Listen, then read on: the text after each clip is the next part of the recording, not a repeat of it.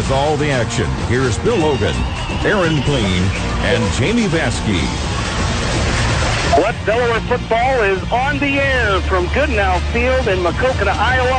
It's the West Delaware Hawks and the Maquoketa Cardinals. Good evening, everybody, along with my partners Aaron Clean and Bill Logan. This is Jamie Vaskey. Week number 2 of the 2014 high school football season is upon us, and last week's game, this is the last week before we head into district play, and a game here, Aaron, where the Hawks are favored to win, but you still got to come out here and take care of business going into next week. Yeah, you're playing against a team that's coming off of a kind of a disappointing loss in Maquoketa, and a team that wants to start district play next week on a good note too. So both teams, West Delaware and Maquoketa, come in looking to keep the momentum going on West Delaware's side, gain a little bit momentum on Maquoketa's side, and hopefully it'll turn into a good ball game tonight. Absolutely. The Hawks 1-0, the Cardinals 0-1. The Hawks winning last week by a score of 40-14 at Brown Field in Manchester. The Cardinals falling to Cascade last week, a tough loss for them in Cascade, and they're looking to come back.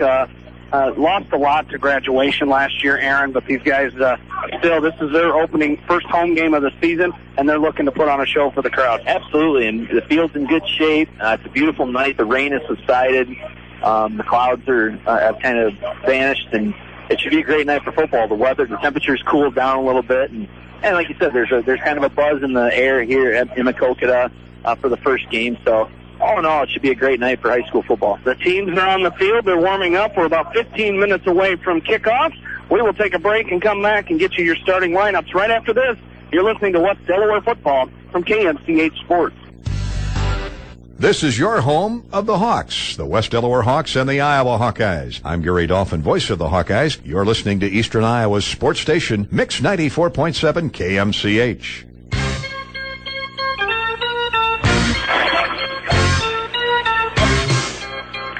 Welcome back in to Goodenow Field here in Maquoketa. The Hawks and the Cardinals going at it here tonight. Week number 2, last non-district game before we head into district play. Of course, the Hawks will face DeWitt Central in another non-district game later in the season, but tonight it is the last week before we get into district play. And Aaron, you can't talk too much about, you got to take one game at a time, but I tell you what, this is kind of like a tune-up game for the Hawks is what they're going to face next week in a very good Waverly Shell Rock program. But they really got to take care of business here tonight and gain momentum heading into next week.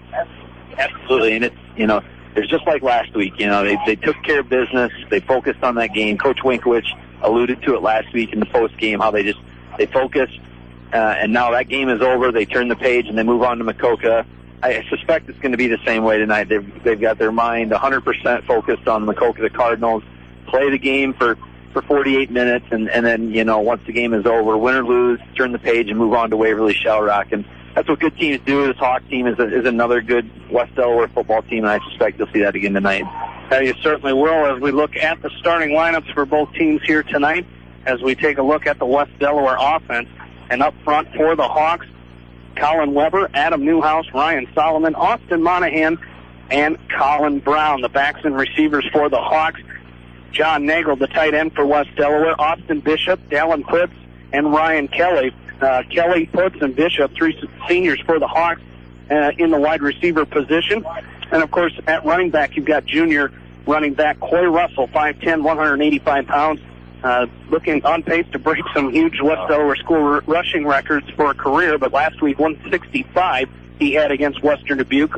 A big rushing night for Brent Lammers, and also 2 big catches out there from John Nagel out at tight end. 2 catches, I believe 95 yards for John Nagel. A great performance by him last week.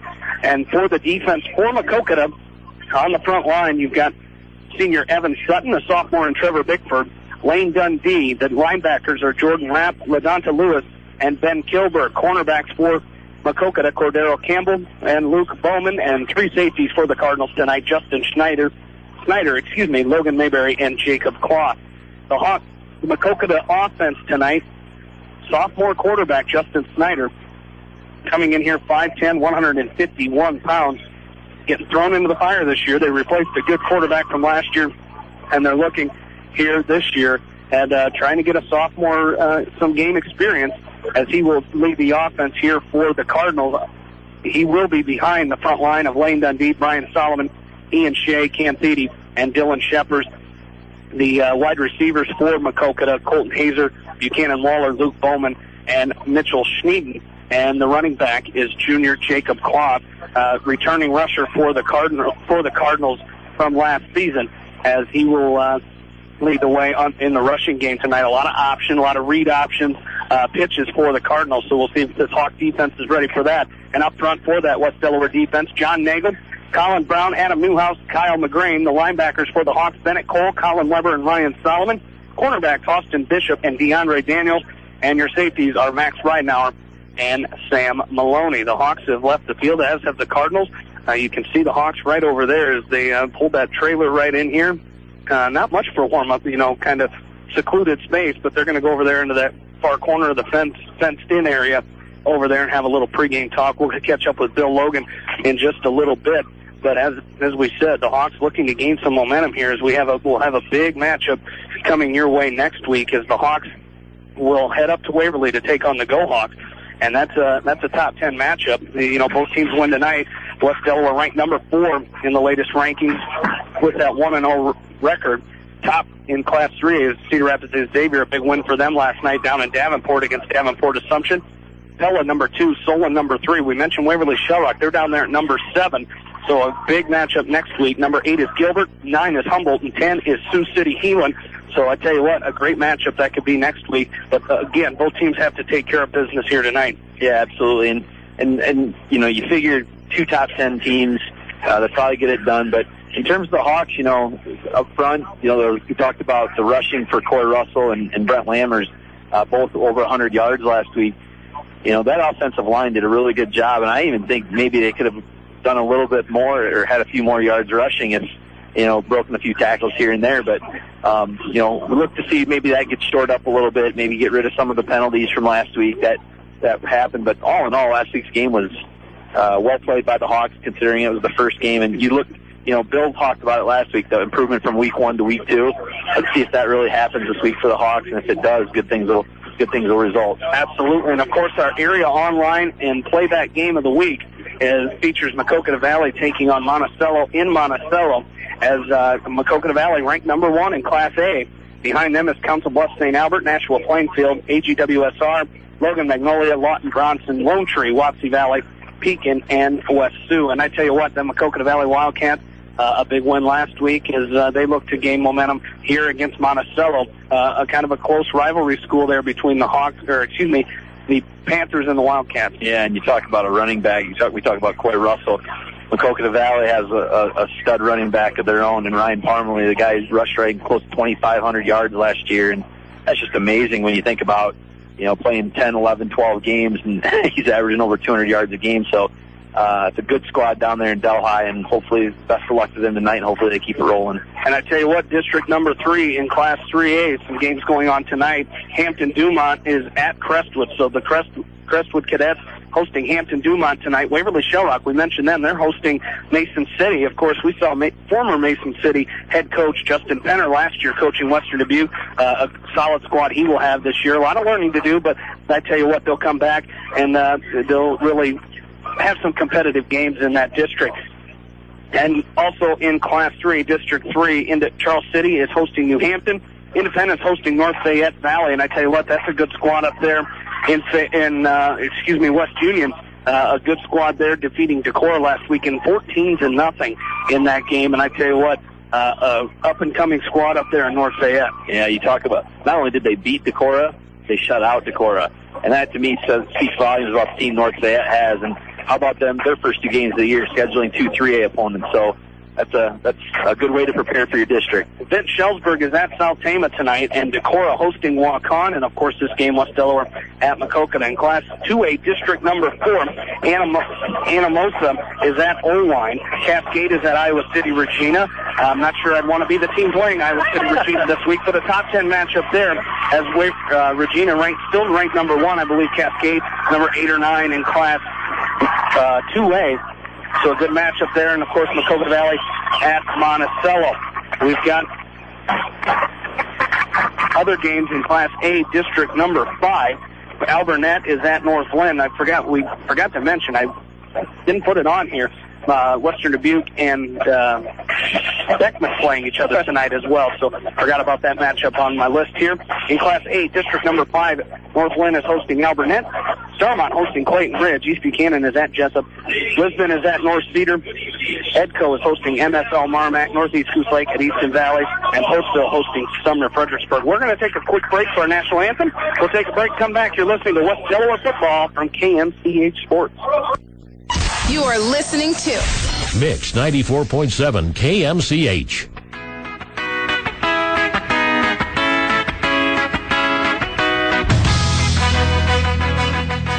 And welcome back in, along with in-studio producer Dennis Robertson, Jamie Vasky here, and Blaine and Bill Logan back along with you here from Maquoketa.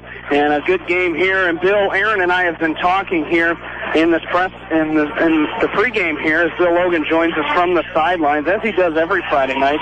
And Bill, this is a game the Hawks really have to play well. You know, you've got a big game next week. You do not want to come in here and be overconfident. You still have to take care of business here tonight against the Maquoketa Cardinals. We're sitting there in the pregame, and the big talk here tonight, and it's just pointing out obvious. First road game of the year, going to have to come out and get used to being on the road. We're not the friendly confines of Brownfield, Manchester anymore. We're on the road. Go out there and show them what Hawk football is all about. Knock them down, help them up, and then go knock them down again. You know, just some basic football. And that's what they want to play tonight, is just come out and execute and just get better than they were last week. Absolutely. He almost sounded like a Cubs announcer, like the friendly confines of Richmond Field. He said the friendly confines of Brownfield, huh? You will never hear him ever say that I'm a Cub fan, so bite your tongue. I love the dog, the Cub fan, so thanks for bringing that up. Yeah, well, Wish, if you're listening, yeah, baby. I think he's a little busy tonight, Bill. I tell you what, you talked last week about you need to show improvement, and most coaches will agree from week 1 to week 2. The Hawks really have to kind of do that here tonight, and really be gelling and have that momentum heading into next week. Well, that's what they want to do, is build that momentum. You know, talk about you get better. And last week there were times when they looked pretty good. You know, there's last week sometimes they didn't look so good. So it's that consistency thing. You know, they just want to get better and play a little more consistent football, and then just get after it and get better tonight. And take a look at it, get on the bus. As they said, celebrate on the bus on the way home. And then tomorrow we'll start thinking about next week. But tonight, we're in Maquoketa, Iowa, and we got to take care of business here tonight. Oh, the Hawks have just taken the field, and they are ready to go. I didn't catch the coin flip, Bill, on who was kicking off to start this game, but whatever it is, the Hawks will have to be ready here tonight. Thanks for joining us. We'll catch up with you throughout the game, buddy. All right, have a good one. All right, that's Bill Logan down on our sideline as the Hawks, as we mentioned, have taken the field. We hope it looks to me like we're going to be able to read them numbers a little bit better this week. Yeah, I really like these wagers. These numbers kind of stick out a little bit, but I tell you what, the Hawks look ready to go, and Bill said, celebrate later, but you got to come out here and take care of business first, and the Hawks look focused down there on that sideline. That'd be nice if they came out right away. You know, if the Hawks get the ball, come out right away, put some points on the board early, get that momentum.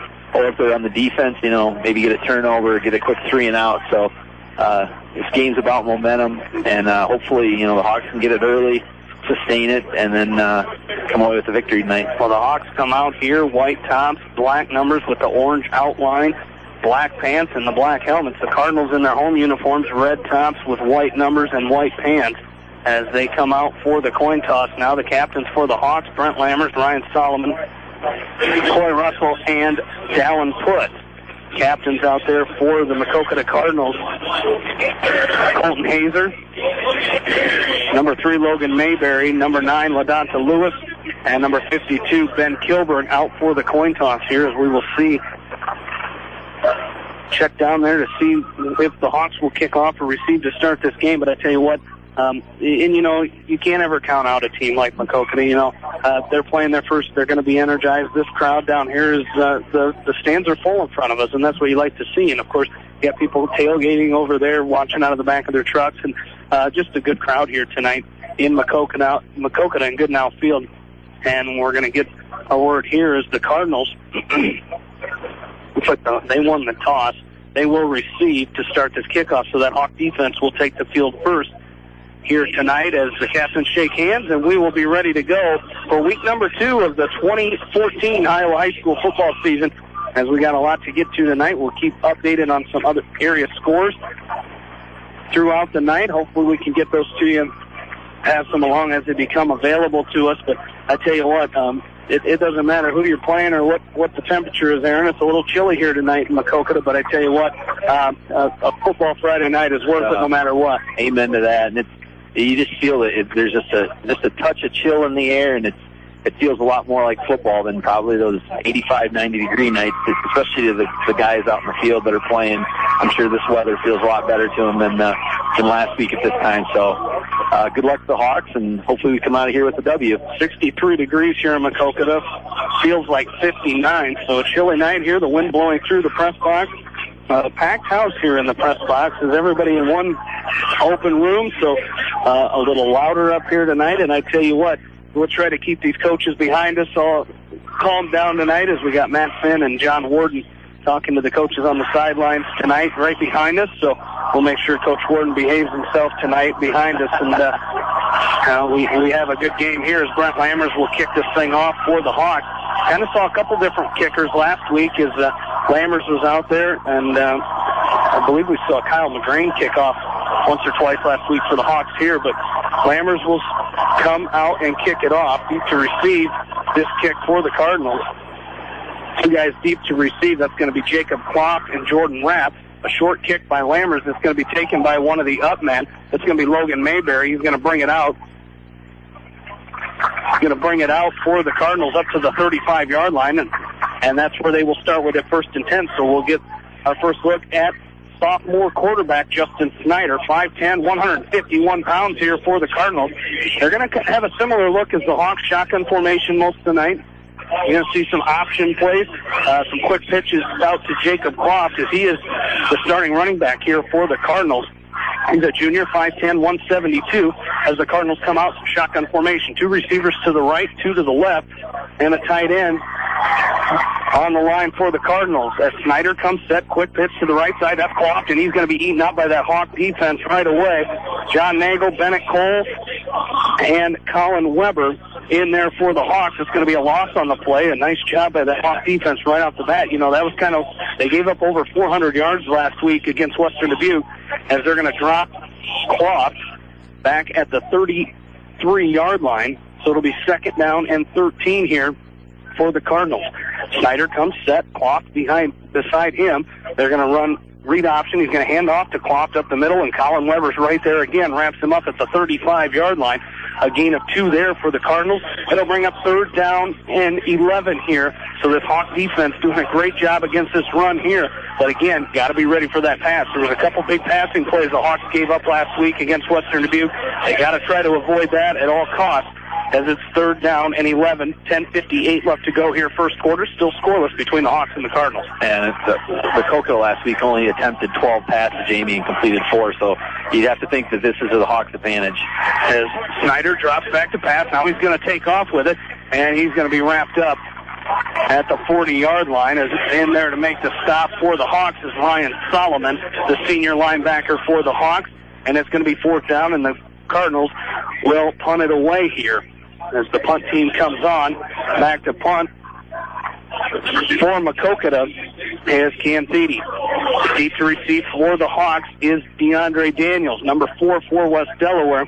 Daniels, the junior, is going to bounce at the 30. Daniels is going to take it back at the 25. He's going to be wrapped up back at the 20. As making the stop there was Logan Mayberry. Possibly a fair catch opportunity there for Daniels, but he tried. He's a playmaker, and that's what he's going to do. He's going to try to make a big play. He tried it there, and they're going to be back at the 20-yard line. That's where the Hawks will start 1st and 10, and we'll get a look at this Hawk offense led by Brent Lammers. And a great job there by that defense of doing exactly what we talked about, coming out 3 and out, forcing the punt, and brings out this Hawk offense. And we know that they can score quickly, and hopefully tonight is no exception. So the Hawks come set pistol formation here as Lammers is going to pitch out to Russell on the right side. He's going to cut back, slips, and he's going to be dropped down. Logan Mayberry is going to drop Coy Russell. He looked like he had some room. He tried to cut back and slipped up. going to be dropped back at about the 19-yard line, so it'll be a loss of about 1 yard there, and it'll bring up second down and 11. They're going to get no gain on the play. I was looking at our official here. He was back at the 19, so no gain. It'll be second down and 10 here for the Hawks as they come back set. Trips receivers to the left is out here for the Hawks. Austin Bishop, Dallin Foots, and Ryan Kelly. Lammers comes set. He's going to pass on second and 10. He's got Kelly on the near side. He's going to hit him up at the 26-yard line. Jacob Klopp right there to bring him down as he kind of had to slide down to make that, but Klopp was right there up at the 20. They're going to mark it at the 27-yard line. That's going to bring up third down and 3, a gain of 7 for the Hawks there. So third down and 3 here. The Hawks, see what they come out with here is they got a bunch formation, one guy to the right, one receiver to the left, and Austin Bishop in the slot. They're going to hand off to Russell, off to the right side. He's going to cut back. He's going to pick up enough for the first down. Klopp is going to wrap him up and bring him down at the 35-yard line, so that'll be good for West Delaware's first down of this game. A nice run there by Coy Russell. Just right up the middle, Jamie. That offensive line, once again, just created a nice hole for Coy to kind of shift his way through and pick up the first down. And that's the type of running you like to see out of Coy, straight ahead. And then hopefully, tonight we'll see maybe that was one of those long runs where he breaks a couple of those tackles. But good job there by that offensive line of creating the hole and picking up the first down. Hawks come set, first and 10. They're going to pitch out to Russell again, right side. He's got it at the 35. He cuts back. He flips again. This time they are going to lose a yard on that play, and it's going to be second down and 11. Again, Coy Russell slipped, trying to make a cut back in to the inside on the far side of the field. He falls down for a loss of 1. It'll be second and 11 for the Hawks at their own 34-yard line. 8:18 left to go in this first quarter, still scoreless. This is the Hawks' first drive of the game. The Cardinals went 3 and out and had to punt it away to West Delaware on their first drive. As the Hawks come set, trips receivers to the right, one here on the near side of the field. Lammers takes the handoff to Russell. He's going to keep it himself. He's got it at 45. Veering midfield, the ball's on the ground. The ball is on the ground, and we'll see who recovered it. It appears the Hawks have recovered it. It's going to be good for a first down up at the 46-yard line. So a gain of 12 there by Brent Lammers, and the Hawks will pick up another first down. So, it did rain here. It was raining when we got to Maquoketa at about 4:30, 4:45, and I tell you what, the field conditions still a little wet out there as the sophomore game concluded here as the West Delaware sophomores winning tonight 40-13. The quick pass out to the right side is going to be dropped as he was looking for Bishop on the right side. Just a quick little wheel route by Bishop. Lammers threw it out there and it falls to the turf. It'll be an incomplete pass and second down and 10 coming up here. So the passing game, we've seen a couple passes here. Kelly caught one here going to the ground to catch one, and right there, Bishop dropping a pass there. So the Hawks really, early in the season, you'd like to see that passing game get on track here as they come back set, second 10. Pistol formation next to Lammers is Nagel. They're going to give to Russell up the middle. He's at the 50, crosses midfield up to the Maquoketa 46-yard line. And it'll be just short of the first down, about a yard short, so about a gain of 9 there for Coy Russell. And it'll be third down and 1 here for the Hawks at the Maquoketa 36-yard line. That's kind of what you like to see, Jamie. The Hawks, incomplete pass or a loss on a run, they get back on second down and make it a short third down. So Lammers comes set. They give us to Russell. He's got enough for the first down. He's still on his feet. Got some room. He's getting out to the left side. Couple man chasing him, but nobody's going to catch him at the 5, and he's going to go in for the Hawks touchdown. 46 yards out. Coy Russell.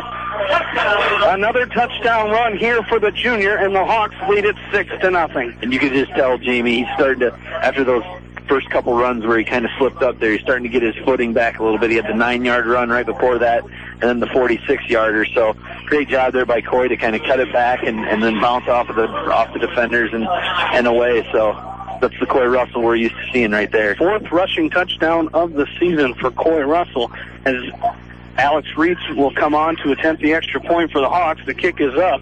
It's long enough, that's for sure, and it is good. 7-0. Hawks lead it here with 6:58 left to go in the first quarter. We will take a break and come back. You're listening to West Delaware football on Mix 94.7 KMCH. Mix 94.7 KMCH. Welcome Welcome back into Goodenough Field in Maquoketa, Iowa. Jamie Vaskey, Aaron Plain, and Bill Logan back with you here as the West Delaware Hawks lead at 7-0 on Coy Russell's fourth rushing touchdown of the season. The Hawks are going to come out with an onside kick. It's going to be picked up as kicking that ball off for the Hawks. I believe that was Eric Vaskey. It was kicking that one off, trying the onside kick, but it's going to be picked up by Caleb Frost, the senior for the Cardinals, and the Cardinals will take over 1st and 10 at their own 43-yard line. And Jamie, that last touchdown drive by the West Delaware Hawks, 8 plays, 80 yards, took 3 minutes and 11 seconds off the clock. Coy Russell with the touchdown run of 46 yards puts the Hawks up here midway through this first quarter, 7-0. So the Cardinals with good field position here after the failed onside kick by the Hawks, and we're going to see Justin Snyder again. Next to him is Jordan Rapp. They're going to roll out to the left. Looks to pass, does Snyder. He finds Mayberry out there on the far side of the field. The ball's on the ground, but the Cardinals are going to recover it as Jordan Rapp, I believe, was the Cardinal that fell on top of it. As that wasn't Mayberry, excuse me, that was Mitchell Sneeden on the reception there for the Cardinals. It's going to be a gain of 4 to bring up 2nd down and 6 here for the Cardinals. As Mitchell Sneeden, the 6'3", 169-pound senior, caught that ball, made a nice catch, made a move, and got hit by one of the Hawks. Popped that ball out of there. As now Snyder comes set, he's going to hand off to Rapp up the middle. He's going to pick up some big yards. As really, I believe it was Max Ridenauer. It was Max, got a hold of him, but Rapp he drug him for about 5 or 6 yards, and he's going to pick up a Cardinal 1st down as they're going to cross over into West Delaware territory for the first time here tonight. And they have it 1st and 10 on the Hawk 45-yard line. And a good job there by that Maquoketa offensive line, just kind of pushing a hole open there enough for Rapp to get through. And Hawks are in business, or the Cardinals, are in business now in Hawk territory. As Snyder's going to come out, he's going to read option here. They're going to hand off to Rapp again, and he's going to be wrapped up by that Hawk defense. As coming up to make the stop for the Hawks was Brett Roush, as he wrapped him up, and then he got help from the rest of the Hawks. No gain on that play. It'll be 2nd down and 10. I tell you what, it was. This is very similar to Western Dubuque last year. They used the one back primarily, but then when they needed it, they went to Wernemont, the bigger back, and he just kind of plowed through the line and was able to pick up some big yards. So here the Cardinals come here, 2nd and 10. 5:40 left to go first quarter. They're going to run option to the right side, and Snyder slips up on the play and in the backfield, and he's going to be brought down as right there to greet him was Bennett Cole and Brett Roush, and it's going to be a loss of 1 on the play. It'll be 3rd down and 11 here for the Cardinals back at the West Delaware 46-yard line now. So the Hawks lead at 7-0 here after the 46-yard touchdown run by Coy Russell. And the Cardinals on their second drive are facing a 3rd down and 11. As Snyder comes set, next to him is Klopp in the shotgun. They're going to fake the handoff. Blitz is coming, screen set up, and it's going to fall incomplete. As the Hawks did a good job of covering that, as the pass fell incomplete, intended for Klopp, but there was quite a few Hawks around the area where that pass fell incomplete, and it'll bring up 4th down and 11, and the Cardinals will punt it away here, as going deep to receive for the Hawks is DeAndre Daniels. So another good drive here by the Hawks as that started at the Cardinal 43-yard line. They got it up to the West Delaware 46, but couldn't move it after that, and this kick is going to be down inside the 5-yard line at the 3, so that's where the Hawks will start 1st and 10. So the Hawks have their backs against their own end zone here. They lead at 7-0, 4:51 left to go in this first quarter. Again, we mentioned the West Delaware sophomores winning tonight 40-13. There was no freshman game last night due to the lack of numbers for the Maquoketa freshmen. But I tell you what, this West Delaware sophomore team, 2 wins last year is all they had. Last year, I believe they were shut out, or they were beaten badly by Western Dubuque. It was 26-12 last week. Last week, yes. This week they beat a team that beat them last year, Maquoketa. So far this Hawk sophomore team showing signs of improvement from last season. As the Lammers is going to keep it himself, he's going to pick up 4 and be swung down at around the 8-yard line. So a nice gain there by Brent, just a fake to Coy Russell, and he kept it himself. Went to the far side of the field. They're going to give him a gain of 4.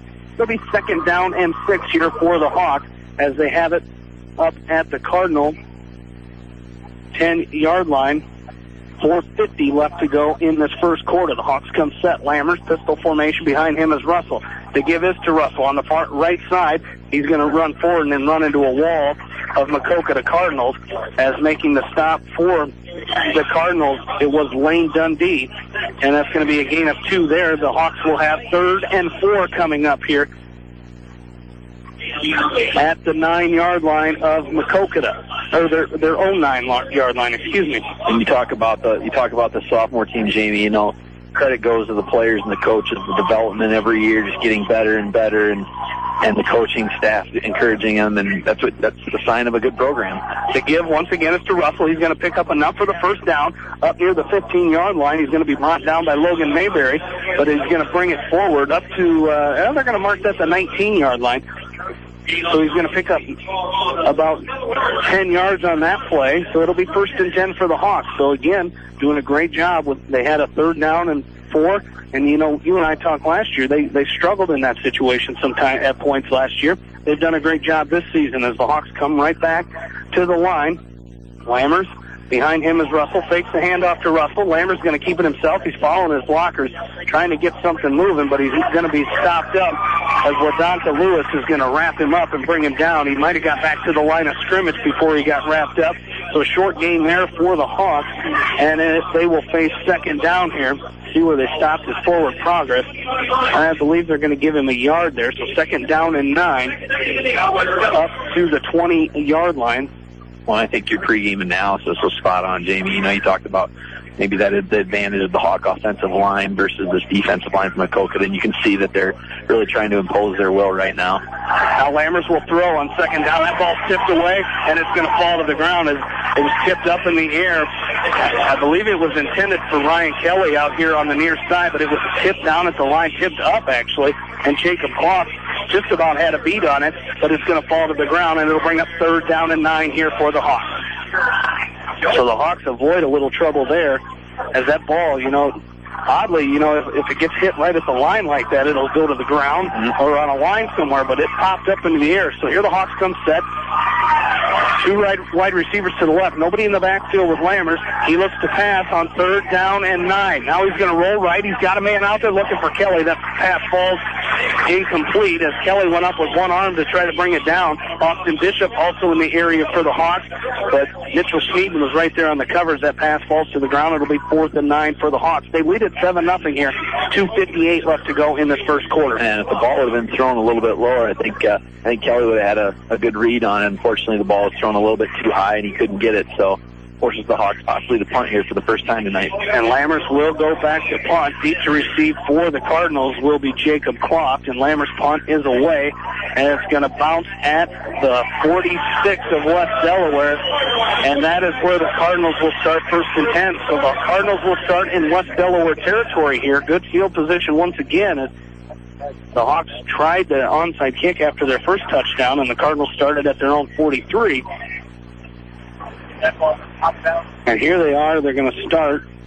The Cardinals will start at the West Delaware 46, 1st and 10. So the Cardinals coming out here with 2:51 left to go in this first quarter. West Delaware leading 7-0. Again, Coy Russell, his 4th rushing touchdown of the season. The Hawks have yet. They've completed 1 pass. I believe they've attempted 3 passes so far here, and 1 completion as the Cardinals come set shotgun formation. As Snyder looks to pass, he's going to tuck it in now. Now he's going to have to run with it. Now he's going to get away and throw it. He throws downfield. That pass is going to fall incomplete. No penalty marker down. His nice job there as we see Brent Lammers in as a safety, I believe, on the defensive side of the ball.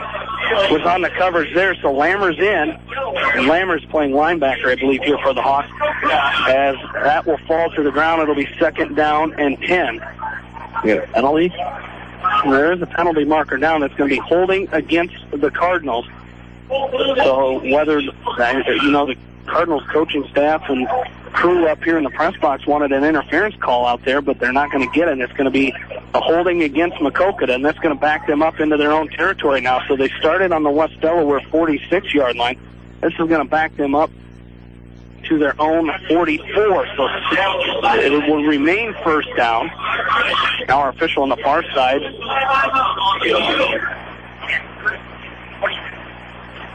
As our officials will come together here. As I think there's some discussion on the spot of where they've spotted the ball. As we'll see what the... And you kind of knew maybe something like that was, moving it back further now. So the Hawk coaching staff down there on the far side questioning the spot. Yeah, they were questioning whether the hold was from the line of scrimmage or the spot of the foul, and the foul was behind the line of scrimmage, so it's 10 yards in addition to from the young live spot, so they've lost about another 8 or 9 yards on that. So a big play for the Hawks. I'll go back to their own 39-yard line, first down and 25 here for the Cardinals, and somebody moved there. We'll see. It looked like the Cardinals, and the Hawks came across and got a big push as Adam Newhouse came across there. We'll see what our official says. Illegal procedure against the Cardinals, so 5 more yards here. That'll go back to their own 34-yard line and bring up first down and 30 here for the Cardinals.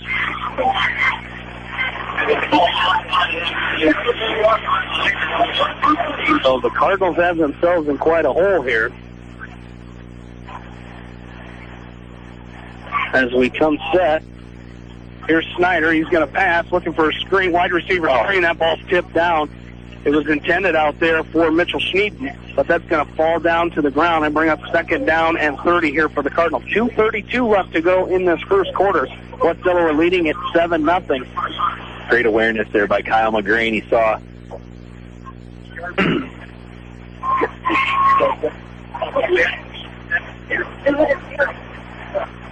Snyder rearing back, and he just put the hand up and knocked it down. So great play by Kyle McGrain. So draw play here. They give us the clock. He slips up.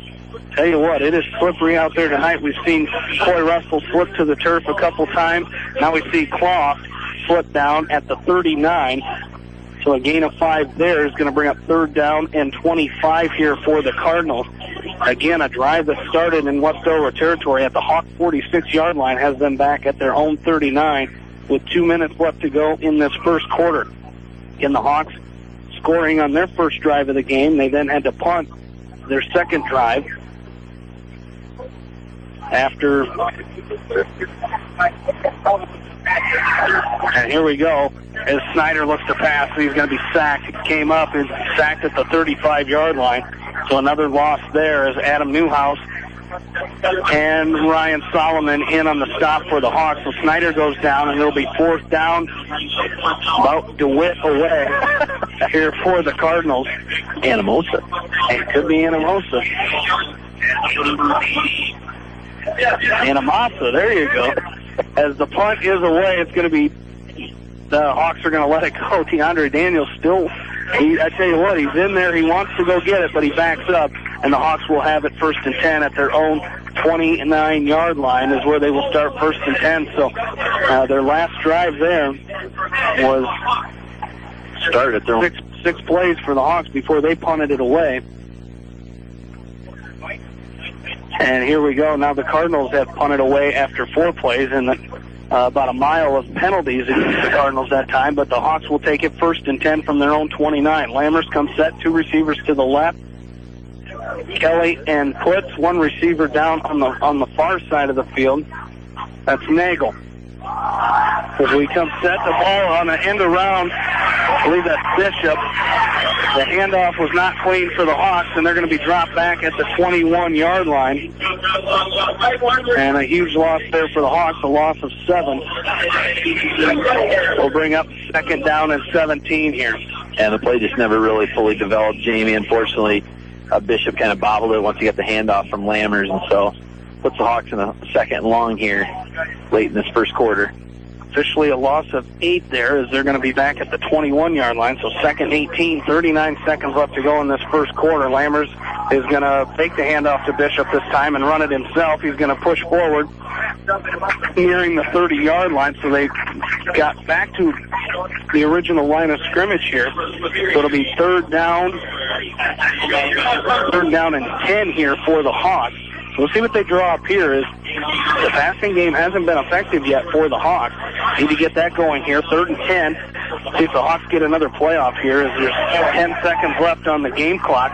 Lammers will pass. They're going to get it off here. He's going to go deep. He's got a man out there, Kelly. He overshoots him. Kelly kind of tripping up there at the 45-yard line of Maquoketa, but that pass overthrown, and it will bring up 4th down and 10 as we go to the second quarter. West Delaware leads at 7-0. You're listening to West Delaware football on Eastern Iowa Sports Station, Mix 94.7 KMCH. You are listening to Mix 94.7 KMCH.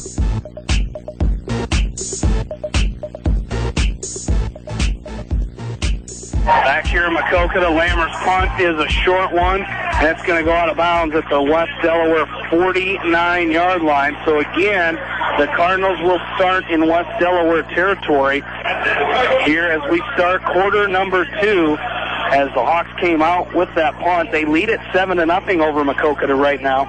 But the Hawks giving Maquoketa a lot of good field position here in this first half, as the Maquoketa started at their own 43, the West Delaware 46, and now the West Delaware 49. They have it 1st and 10. But that Hawk defense, Jamie, has stepped up to the challenge and rose up and did a good job of stopping them. So hopefully they can keep doing this going into the second quarter. So we've got a penalty marker here with 11:52 left to go in the second quarter, as it will be a legal procedure against the Cardinals. So that'll back them up 5 yards. They'll now have it at the West Delaware 46. So very similar to what we saw on their last drive when they started at the West Delaware 46.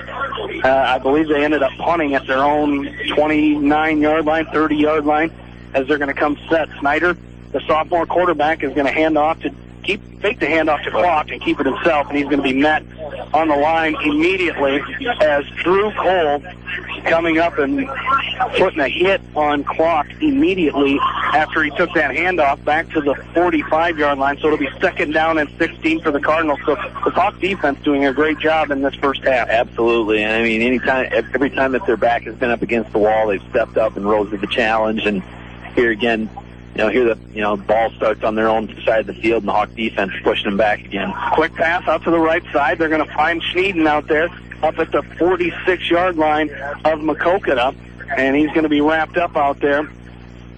As that's going to be Alex Reitz coming up to make the stop for the Hawks.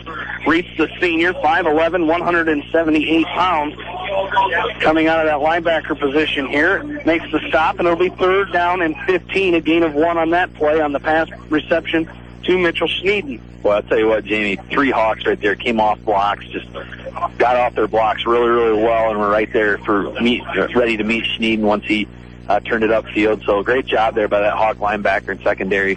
So Snyder will pass on 3rd down and 15. He's got a man wide open. He's going to fall to the ground. Wide open was the intended receiver.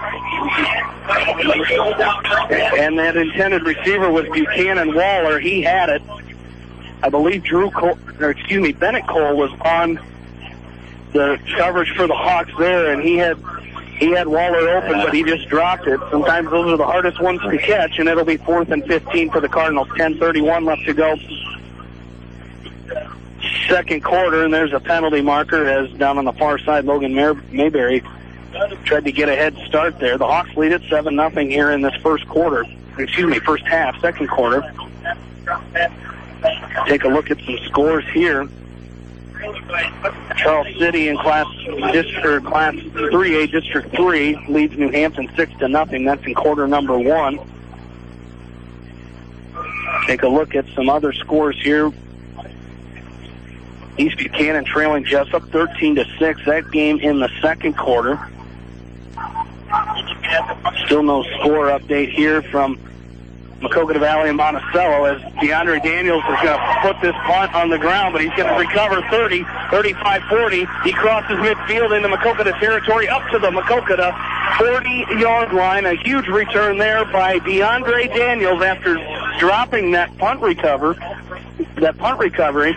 He dropped it, picked it up, and still made a great recovery and brought it out to the Maquoketa 40, and that's where the Hawks will start 1st and 10. A great return there by DeAndre Daniels. And exactly, and now we know why he was itching to get the ball so bad there, Jamie. He probably saw something a couple times back there, and this time he got it, and after the bobble, like you said, he recovered, gathered himself, and came around the near side here, and had about 2 people to beat. Unfortunately, they stopped him and knocked him out of bounds. But, yeah, you're right. Great job there by Daniels of putting the Hawks in good field position. So now the Hawks get good starting field position of their own, and Lammers is going to keep it himself on 1st and 10. He's going to be tripped up at the 35-yard line. And Jacob Clough going to bring him down at the 34-yard line. So a gain of 6 there brings up 2nd down and 4 here for the Hawks. 9:58 left to go in the second quarter. The Hawks leading at 7-0. Alburnett leads Northland 7-6. That game in the first quarter. Down in Troy Mills.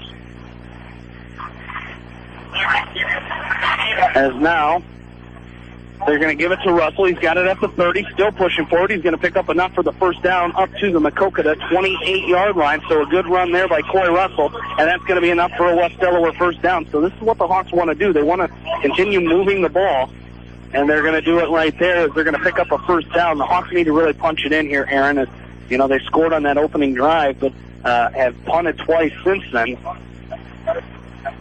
Yeah. 3 times since then. Or no, excuse, this is their 3rd time. And they're going to fake the handoff to Russell. Lammers, bootleg, goes out to the left, and he's going to be dropped. He's going to be sacked back at the 38-yard line. Brought down out there by LaDonta Lewis. As Lammers bootlegged out to the left, was looking for a receiver. Then he steps back, and Lewis was right there to greet him. And he's going to be dropped back at the 38-yard line. A loss of 11 on that play for the Hawks, and it'll bring up 2nd down and 22 here for West Delaware. Didn't look like Brent just never really got comfortable back there. There's some good pressure there by that Maquoketa defense, and unfortunately he just got dropped for a little bit of a loss here. But still 2nd down. Hawks still have an opportunity here to. And now Coach Winkowicz wants a timeout to set this offense. Not a very happy bunch of Hawks down there right now, as we will take a break as well. West Delaware leads at 7-0. 8:38 left to go second quarter.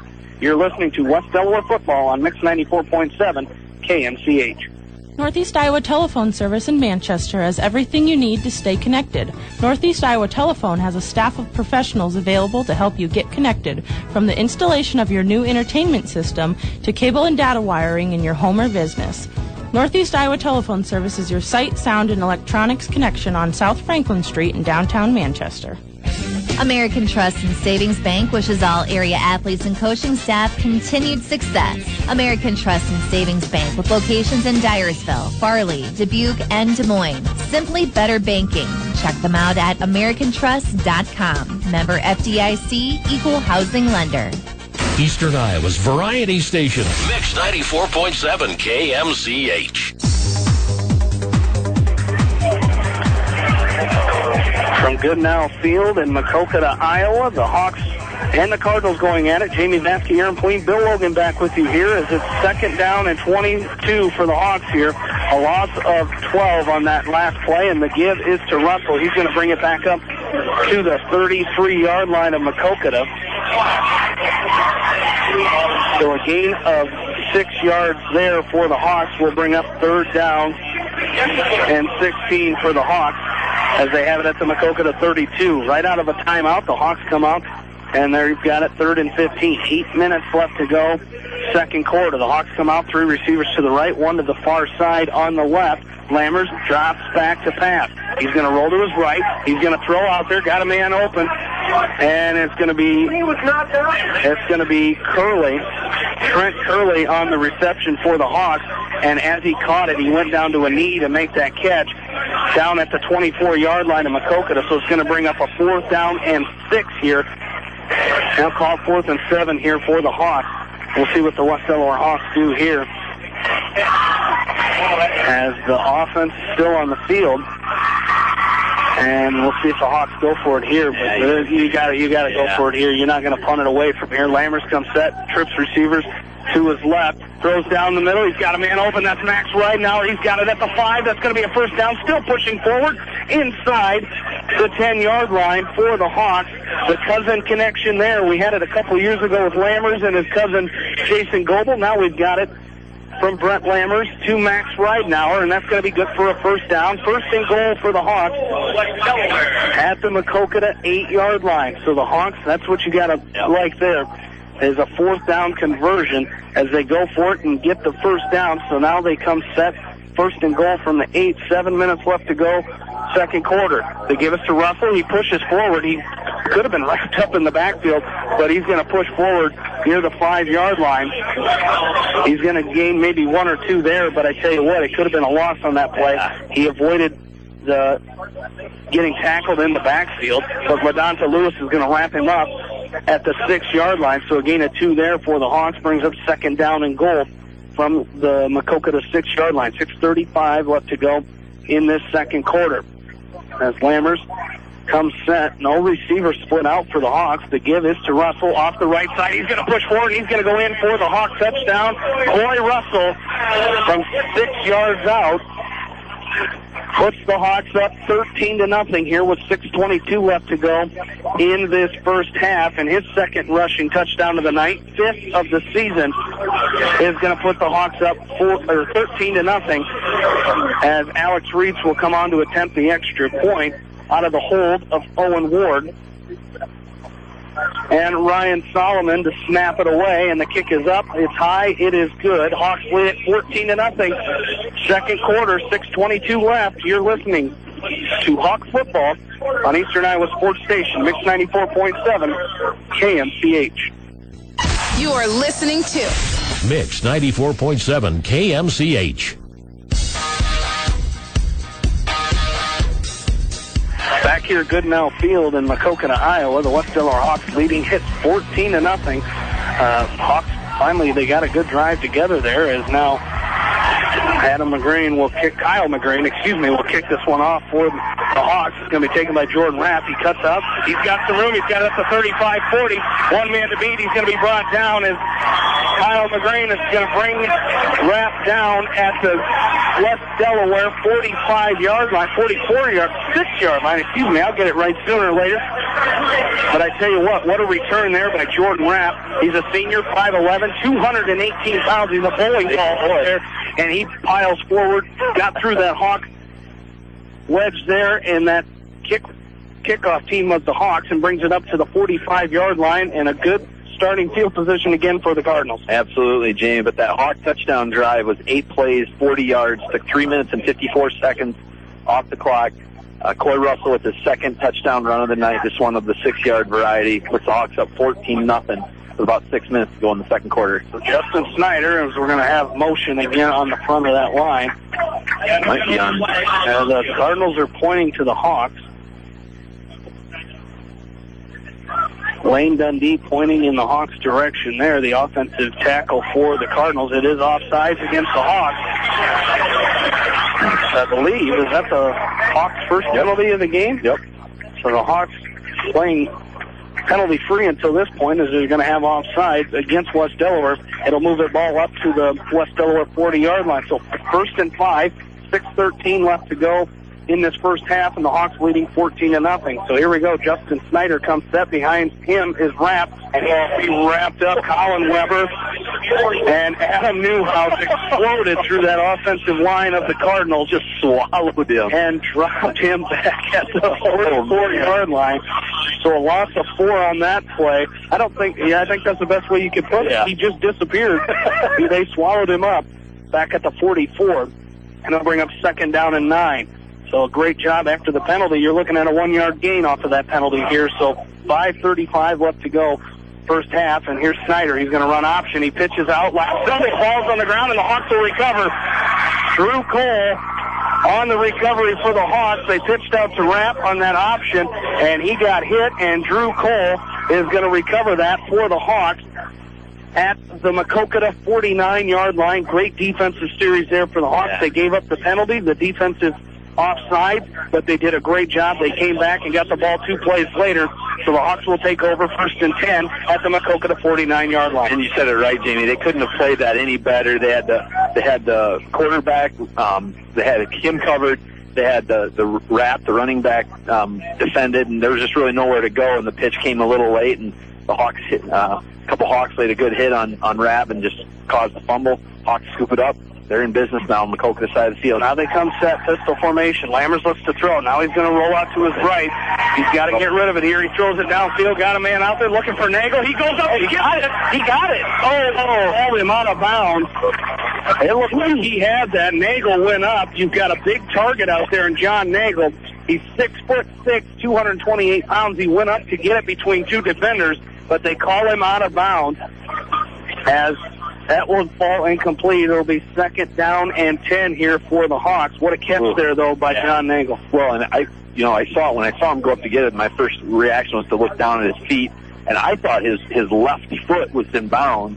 But the officials were a lot closer than I am, and they called it. But great effort there by John Nagel. So it'll bring up 2nd down and 10. 5:16 left to go. First half, the Hawks leading 14-0. Here comes Brent Lammers. A broken play there as it looked like Russell went to the wrong side, but Lammers is going to keep it himself. He's going to pick up about 7 yards on that play, but he turned to his left, and Coy was not there. He was on the right side, so they're going to pick up a good game there by Brent Lammers on a broken play. It'll bring up 3rd down here for the Hawks.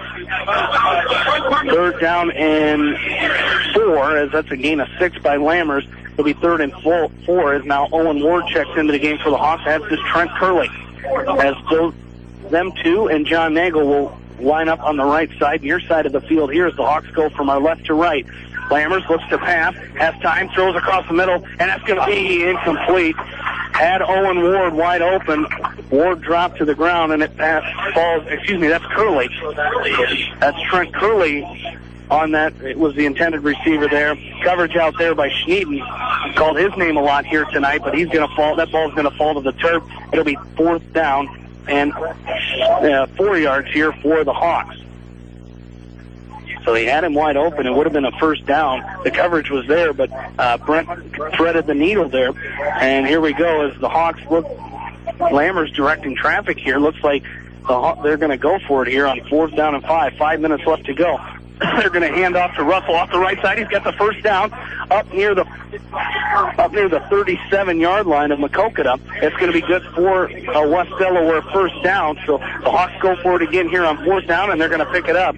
1st and 10 West Delaware at the Maquoketa 38-yard line is where they spot it. So 1st and 10 here for the Hawks. Well, just a nice job by the right side of that line, Jamie. Coy didn't get touched until about 4 yards past the line of scrimmage, and obviously once you get that kind of momentum going, it's pretty tough to bring Coy Russell down. So great job there by that offensive line to get a good push. I'll give this to Russell again. He's going to get out to the left side. He's going to try to cut back. He's going to pick up some yards, still on his feet, pushing forward up near the 30. That's where he's going to be brought down. A gain of 8 there by Coy Russell, as it looked like he was brought down at the 35. He kept pushing forward and goes up to the 31, so a gain of 7 yards on that play. They'll bring up 2nd down and 3 here for the Hawks. And don't forget, stay tuned to KMCH after tonight's game for this week's Area Online and Playback Game of the Week. As tonight, Maquoketa Valley travels down Highway 38 to Jones County, Monticello, to take on the Monticello Panthers. John Swisher and Kevin Barnes with the call of that one right now, and you can hear it tape delayed after our game here tonight. Lammers drops back to pass on 2nd down and 3, and he throws to the right side, intended for Owen Ward. That pass will fall incomplete. Coverage out there by Logan Mayberry. So it'll be 3rd down and 3 here for the Hawks. 3:54 left to go in this 2nd quarter. The Hawks leading at 14-0. Of course, can't forget tomorrow morning at 9 a.m., week number 2 of the Area Coaches Corner with Kevin Shookman. This year's host of the Coaches Corner did a great job last week, as we look to hear from Coach Shookman and our area coaches tomorrow morning. As Lammers is going to throw out to the right side, he's going to find Trent Curley out there at the 22-yard line, and that's going to be good for a West Delaware 1st down. So nice pitch and catch there from Lammers to Curley, and another West Delaware 1st down. And they found something out there. I don't know if looks like the Maquoketa defensive backs are playing at least, maybe about 10 yards off. So the Hawks are just going to give what take what Maquoketa has given them, and that's what you're seeing here, these 7, 8, 9-yard passes. They give us to Russell. He goes up the middle, and he's going to get back to the line of scrimmage before the Cardinals bring him down there. as he's going to be wrapped up out there by Evan Sutton, the 6'1", 221-pound senior for the Cardinals. No gain on that play by Russell. It'll be 2nd down and 10 here for the Hawks as they look over and get the call from Coach Winkowicz, because we've got pretty young receiving core out there. Now Trent Curley, he's a senior, but we've got Owen Ward, Max Ridenauer out there, and John Nagel in there, who's a sophomore out there for the Hawks. To give us to Russell. Left side, he cuts back, and he's going to be wrapped up back at the 25-yard line for a loss of 3 there. It's going to bring up 3rd and 13 for the Hawks, as this rushing game is not able to... the Hawks not able to get the rushing game going here on this series. It's 3rd down and 13 here for the Hawks. 2:40 left to go in the second quarter. West Delaware still leading at 14-0. As see what the Hawks do here. 3rd down and 13 here coming up for West Delaware. Lammers comes set, shotgun formation. He's out there by himself. They fake the handoff on the end around. Lammers looking to pass. He rolls out to his right. He's looking down the sideline. He's going to pump fake, and he's going to be brought down inside the 20-yard line as Jordan Rapp is going to bring him down out there, but it's going to be well short of the 1st down, so the Hawks will probably see them go for it here again on 4th down here, as it'll be 4th down and 4 here for the Hawks. Lammers a good decision to tuck and run there, as, we've seen him go to the sideline and get sacked, get tackled out of bounds, or with a loss on the play, but he did a great job. He saw the open field and took off with it. It'll be 4th down and 5, they call it, where they spot it. 2:09, they have it at the Maquoketa 17-yard line. As Lammers, quick pass out to the left side. That ball didn't really give the receiver a chance as that ball bounced on the turf right in front of Brian Kelly. And the Hawks will turn it over on down, as the Cardinals will take over 1st and 10 from their own 17. 2:05 left to go in this first half. And a long drive put together by the Hawks, especially starting on the Maquoketa side of the field. They ran 11 plays there. Just unfortunately couldn't hit pay dirt, but nonetheless, Hawks still up 14-0 here late in the second quarter. So the Cardinals will come set here. The Hawks back out on the defensive side of the ball, and here comes sophomore quarterback Justin Snyder, as he will. And now we're going to get another penalty marker. A lot of penalties on this. This is another illegal procedure against the Cardinals, but they've had quite a few of those so far in this ball game. It's going to be a legal procedure against the Cardinals. So back them up 5 yards. It'll be 1st and 15 from the Cardinal 12-yard line. And Jamie, we saw it in the Iowa UNI game last week. Penalties can just be crippling when it comes to an offensive football team, and it's happening tonight for Maquoketa.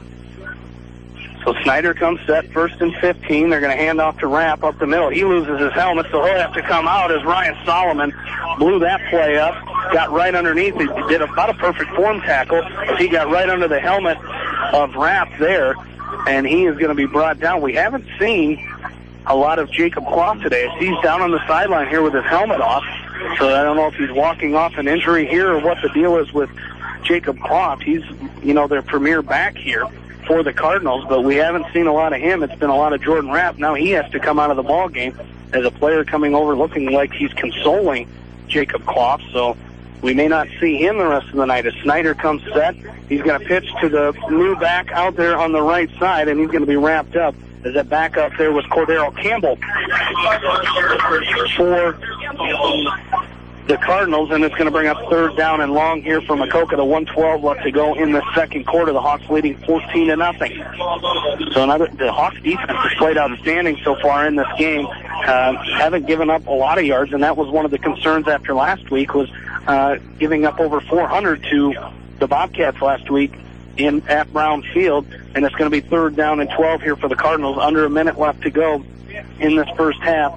And they will come set. 3 receivers out to the left, 1 to the right as Snyder comes set. They're going to give to Campbell off the left side. He's going to take it to the outside. He's going to be tripped up, kept his balance, though. Now he's going to be brought down as Austin Bishop comes up, drops him at the 15-yard line. So a gain of about 1 yard there for the Cardinals. They bring up 4th down and long here as the Hawks will take a timeout. Their second timeout of the half. And Coach wants them to come over there and talk about it here as we have 34 seconds left to go in this first half.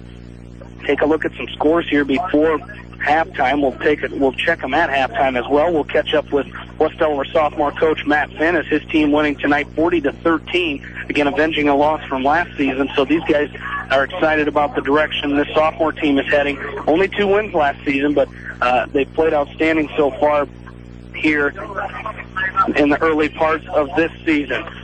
Try to find some area scores. Decorah leading Waukon 7-6. That game in the second quarter.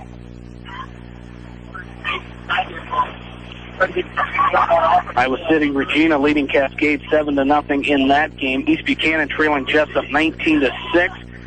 That game is at halftime between the Buccaneers and the Jayhawks. Maquoketa Valley and Monticello tied at 7. Solon leading Mount Vernon 13-7. That game in the first quarter. Northwind leading Alburnett 14-7. That game in quarter number 2. North Cedar leads Lisbon 14-12. Owine leading Anamosa 7-0. That game in the second quarter. As the the Cardinals will punt it away. Dallin puts back. It's going to fair catch this ball at the 46-yard line of Maquoketa. So Putz came a long ways for that punt return as he started about the middle, and that ball came to the near sideline here, the Maquoketa sideline. He fair caught it and came down and got it at the 46-yard line. That's where the Hawks will have it here, 1st and 10. 27 seconds left to go. We'll see if the Hawks look to the air here to try to tack on some points before we head to halftime. We'll also take a look at how some Hawks, former West Delaware Hawks in the NCAA level are doing. I think the majority of them getting their seasons underway this weekend. Lammers looks to pass, has a man out there looking for Russell, overshoots him on the far sideline, and that's going to fall incomplete. 2nd down and 10 upcoming for the Hawks. The Hawks again, they're looking to the air here. They're going to try to tack on another touchdown before halftime here. I like the play calling too. You still have 2 timeouts left. You're on your opponent's side of the field. Excuse me, 1 timeout left. Thank you. But you are on your opponent's side of the field, so you might as well get aggressive. You're up 14-0. And the Hawks will come out, 3 receivers to the left, 1 over here to the right. Lammers looks to throw. Now he's going to throw it deep, looking to the end zone. He's looking for Ridenauer, I believe that is, but he overshoots him. Threw it a couple yards out of the back of the end zone. That'll bring up 3rd down and 10. 12 seconds left to go here in this first half. And that was a pretty ball there by Brent Lammers. Just overshot the intended receiver, Max Ridenauer, out there. Well, and you got to like the pass. The only person that was going to catch that ball was Max Ridenauer, and if he wasn't going to get it, no one was going to get it, and that's the way that's obviously the way you want it. And so Brent had the right idea there, and just kind of overshot Max by a couple feet there. Going for the long ball, like I'm sure they did in the backyard at Thanksgiving for all these years, but it falls incomplete as the West Delaware volleyball team 6-0, ranked number 2. They will had their games on last night against Maquoketa. The Hawks sweeping the Cardinals in that game, 3-0. A great performance by Coach Mather and company there as the Hawks looking good early on in the season. They've got 6-0 on this early season. They won the Independence Invitational last Saturday over in Independence, and this Saturday they will travel to the Vinton-Shellsburg invite. That starts at 9 o'clock tomorrow. And our next coverage of West Delaware volleyball will be Tuesday as the Hawks will host Western Dubuque. Join John Swisher and Joan Saylor with the call of that one next Tuesday right here at KMCH. Starting at about 7:30 will be the start of that one. And then, of course, they host their own invite. Excuse me, that's the 20th. The Hawks will host the West Delaware invite. We're back to action here. Lammers looks to pass. He's going to tuck it and run. Time will expire after this play. No, it won't. He's going to get out of bounds with 2 seconds left to go. He's going to have enough for the first down, I believe. Let's see where they mark it. That is enough for the first down, so the Hawks will have it 1st and 10 at the Maquoketa 29 with 1 play left, 2 seconds remaining. The Hawks leading at 14-0 here as we're just about to halftime, and I think Coach Wink wants to... They ran out of... No, that's not happening. He was out of bounds. Lammers ran out of bounds. The clock should stop. There should be 2 seconds left in this first half. The Maquoketa Cardinals. The Cardinals are all heading out the gate, and I think they got to come back for one more play as they were heading to the locker room.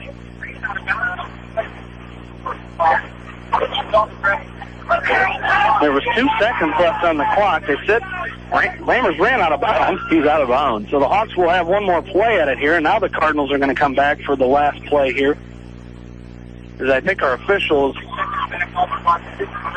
2 seconds. That's what was on the clock when Lammers ran out of bounds.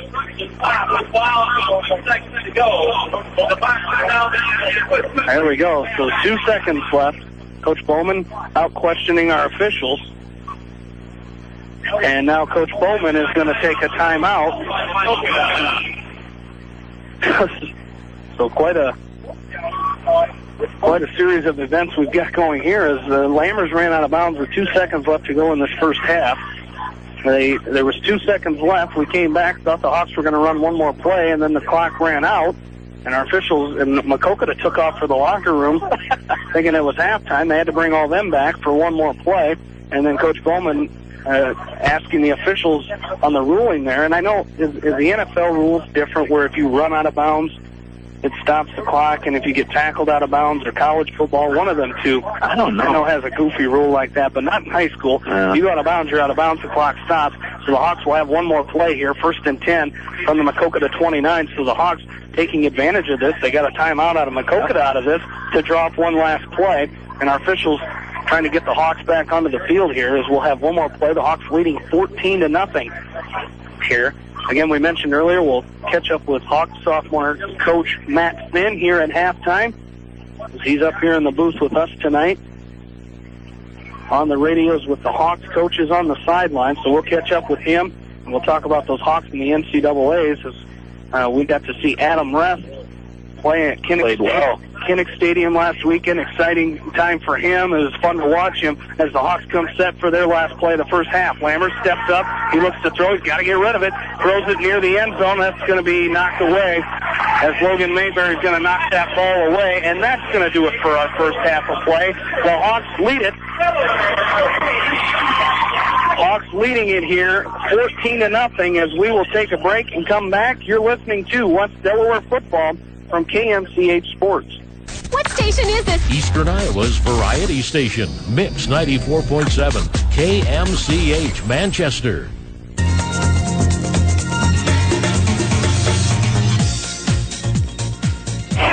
And welcome back into halftime here. The Hawks and the Cardinals going at it here in Maquoketa. As right now I'm joined by West Delaware sophomore head coach Matt Finn, and your team tonight, a 40-13 victory. You guys scored early and scored often. Great game by your kids tonight. Yeah, it was a great job up front by the O-line, and we were kind of able to plug backs in there and just keep scratching where it itches. And that O-line, we're not very deep, like I said, and last weekend they just kept plugging away, and it was an awesome effort by them tonight.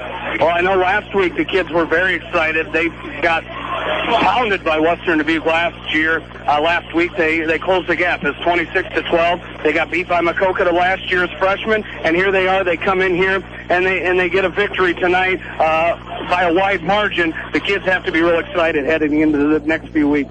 I think they keep believing. We do all the work in the off season, and so they wait for that payoff a little bit. And it's a good thing to see that come and happen tonight.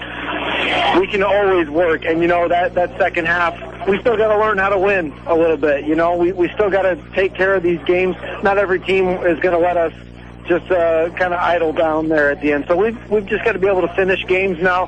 Fun night tonight. Really proud of our guys. They play their butts off. And we'll just keep getting better, Absolutely, and again, Coach Becker, a great job with that defense tonight. Just gave up the points in the second half. You held them scoreless till halftime, and just another great performance by the defense tonight. Yeah, it makes my job pretty easy when I don't have to do it. We can play a little field position in those situations too. Mark does a great job with our guys all week long. He treats them like young men. He expects a lot out of them. It was their defensive responsibilities can be very complicated sometimes, and we expect a lot out of them. But they do a great job. Next week, you guys get to host Waverly Shell Rock on Thursday night at Brown Field. Traditionally strong program, Waverly Shell Rock. Sit down and look at some film and get ready for the Go-Hawks next week. Absolutely. You know, they're a well-coached squad. I've coached against them on the varsity side, but have not seen their softs yet, so this should be interesting for us. We just keep working. It's week 3. Here we go. Absolutely. Coach, thanks for joining us. A big win tonight. 40-13 the final in that game. Thanks for joining us. Thank you, Jamie. West Delaware sophomore head coach Matt Finn here at halftime. We'll be back with more right after this. You're listening to West Delaware football from KMCH Sports. You are listening to Mix 94.7 KMCH.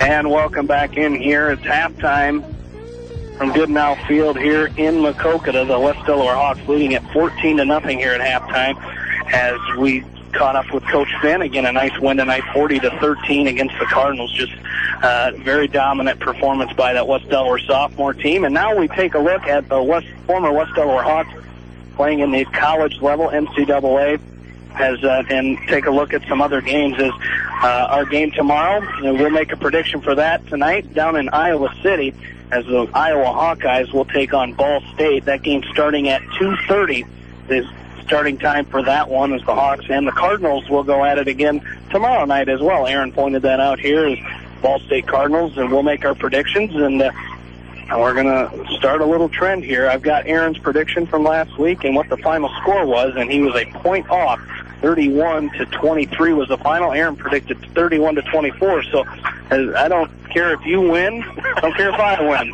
There's just one guy I don't want to win this thing at the end of the year, and that's our buddy Boy on the sideline. And we'll take a look at the Iowa State Cyclones as they lost last week to North Dakota State, 34-14, the final on that one. They will take on Kansas State tomorrow in Ames, an 11 o'clock kick. That one can be seen on Fox Sports 1, that game for the Cyclones. And we mentioned the Panthers, Adam Rep getting in that game. The Hawkeyes defeated the Panthers last Saturday, 31-23. Adam Rep getting into that game, had a tackle in that game, and I tell you what, it was fun to see him. The Panthers, they're off this week, but they will travel to Honolulu, Hawaii, to take on Hawaii next Saturday. That's an 11 p.m. kickoff. Central Time, the Panthers and the Hawaii Rainbows. Hawaii Rainbows. Thank you very much. I'm glad I brought you along tonight, buddy. I appreciate that. Fun for the Panthers to travel to Hawaii and take on Hawaii in Honolulu.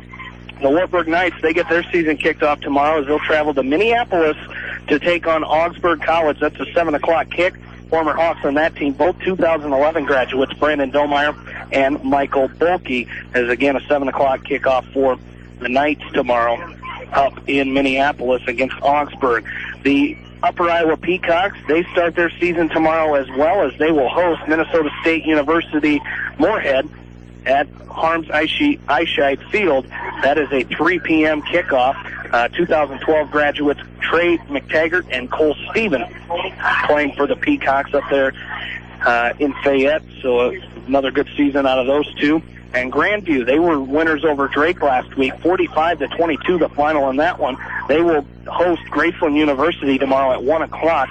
And we have a 2011 graduate, Brandon Becker, on that team, and 2013 graduate, Jack Curley, on that squad as well for Grandview.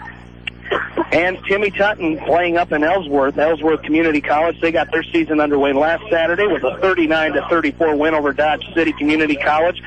Tomorrow they will face Coffeyville Community College. That's an away game for Ellsworth. Timmy Tutton, again, a 2014 graduate of the Hawks, playing for Ellsworth. So good luck to the Ellsworth Community College team up there in Timmy Tutton. taking a look, we mentioned the volleyball schedule for this weekend. The Hawks in Vinton-Shellsburg tomorrow, and the Vinton-Shellsburg invite starting at 9 o'clock. Of course, the sophomores have a tournament Independence tomorrow as well. And then, of course, the varsity, was at Appleton Parkers. That's next Saturday, So I was looking at that wrong. We do not have volleyball coverage next week. It's not on the schedule anyway. That game I said, Western Dubuque, that's on the 16th. So I don't believe we have a volleyball game last week unless something was added to the schedule here that and my schedule is not updated. But boys and girls cross country, they ran at Olwine this week. At Olwine, the boys and girls, they will run again next Saturday at North Fayette, boys and girls. That starts at 9 o'clock next Saturday. And, of course, the West Delaware football team tonight taking on Maquoketa. The West Delaware volleyball team sweeping Maquoketa last night, in the Seedorf Gymnasium. As we take a look, we mentioned the Hawkeyes. That game can be heard right here on KMCH as that pregame will start at 12:30. You can catch the game right here as the Hawks play Ball State. Pregame starting at 12:30 with kickoff at 2:30. You can join Gary Dolphin, Ed Podolak, and Robbie Brooks with the call of that game tomorrow in Kinnick Stadium. And don't forget Hawk Talk every Wednesday night from 7 to 8:30 right here on KMCH, live from Carlos O'Kelly's with Gary Dolphin and the head coach, Kurt Ferentz. You talk about Hawks going to the next level, and I would just like to congratulate my buddy, my partner, Mr. Baskey here on his engagement to his beautiful, beautiful fiancée, Nicole. How you landed that woman, she's a godsend, but she's pretty lucky, isn't she? Well, you both are lucky for each other. I think you both got lucky for each other. I thought the Owls were listening in. I thought I shut him off. But not possible, buddy boy. But I think, on behalf of myself and my wife Rachel, and I'm sure Bill will echo those sentiments too. We congratulate you guys and wish you nothing but the best. And well, thank you very much, you guys. And I tell you what, we're excited. We're excited. We got about a year to get things all squared away. So it will be the fastest year of your life, too, man. I'm just telling you. I'm sure it will. But I tell you what, we've got a 14-0 score here at halftime, and Bill, this Hawk defense has really kept us out of trouble here in the first half, as they've done an outstanding job of pinning Maquoketa back. But I tell you what, it's not a high-powered Maquoketa offense that we're stopping, but the Hawks are doing a good job because the West Delaware offense hasn't been able to really get it going the way they'd like yet in this game. That's what they were talking about at halftime, is the fact that they got to crank it up here on offense. And they're just really not hitting. If it's an 8-cylinder engine, they're hitting it all about 3 so far. So they got to just get going, and they're really talking about blocking schemes and get things cranked up and running here. The Hawks first half, 25 carries, 146 yards. Troy Russell, 15 carries, right on 100 and the 2 touchdowns. Lammers with 53 yards on 9 carries as well. Struggling throwing the ball a little bit. He's been overthrown. He's been underthrown. That type of stuff. He's been flushed out of the pocket a little bit. Only 4 out of 15 passing for 41 yards, so 187 yards of offense. And that's under what we would have expected coming in tonight. So we'll see how big of improvement they do here with the adjustments at halftime. Defensively, man, I tell you, that's a night and day difference between last week and this week. Now, last week, Western Dubuque had some powerful running backs, and Maquoketa is a little smaller and not as physical, but man, did the defense come in and play the first half tonight. 14 carries for 6 net yards for Maquoketa, 2 out of 5 passing, 4 yards, 10 yards of offense given up by the Hawks defense here. That's an outstanding number, and that's a tremendous effort, and they did a tremendous job of getting prepared, and they know exactly what plays are coming out. So the defensive side of the ball has done a tremendous job. They were well prepared, and they are executing very well. Now it's just a matter of trying to get that Hawk offense clicking. Well, Bill, and looking at it, it's not anything different than, we've seen in the past with Lammers and stuff in terms of throwing the ball. He's good throwing the ball in the pocket, good rolling out. Is it Is it the field? Is it what Maquoketa is doing scheme-wise, or is it just a little tweak here and there and things should be okay? Or Well, it's just a little bit of everything. I mean, offensively, they're talking about, what are they doing on the defensive line that's messing up on offensive line blocking? So that's what they talked about a lot at halftime, and trying to adjust that.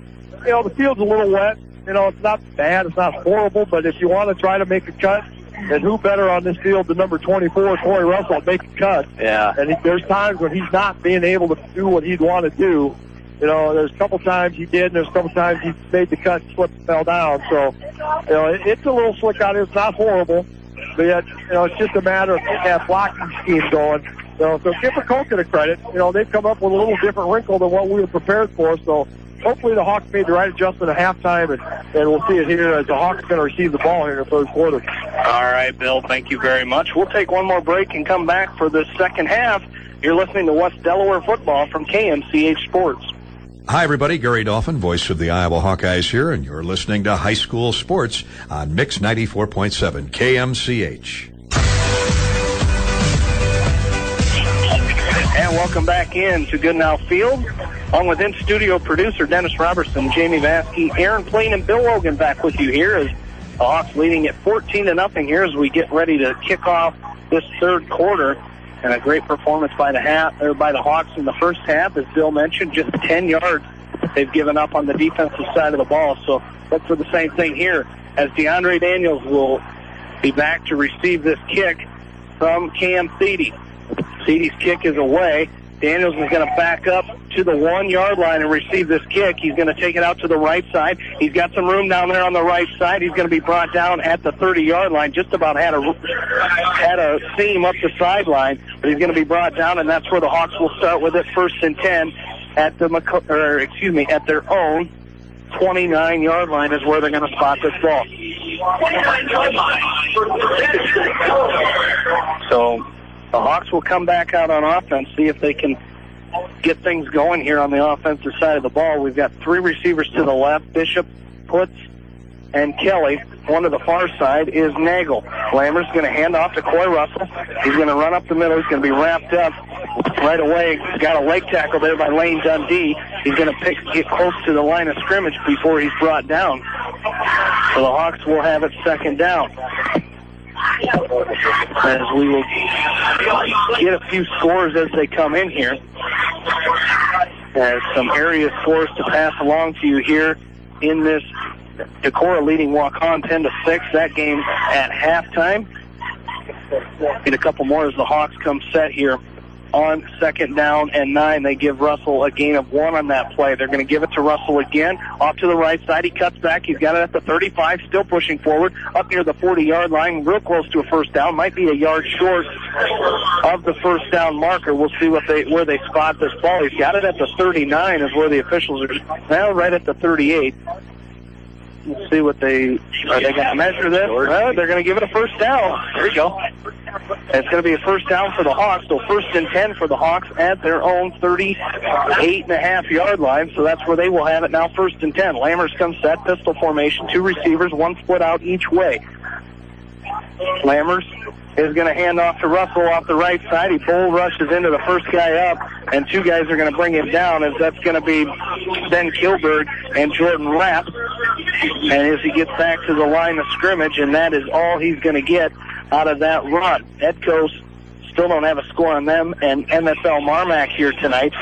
North Fayette leading Independence at the half, 20-7 to score in that one. Regina leading Cascade 14-0. That game in the 2nd quarter. Jessup at halftime leading East Buchanan 19-6. As they're going to give it to Russell, and he's going to be dropped back at the 35-yard line, brought down out there by Evan Sutton, and that's going to be a huge loss for the Hawks there.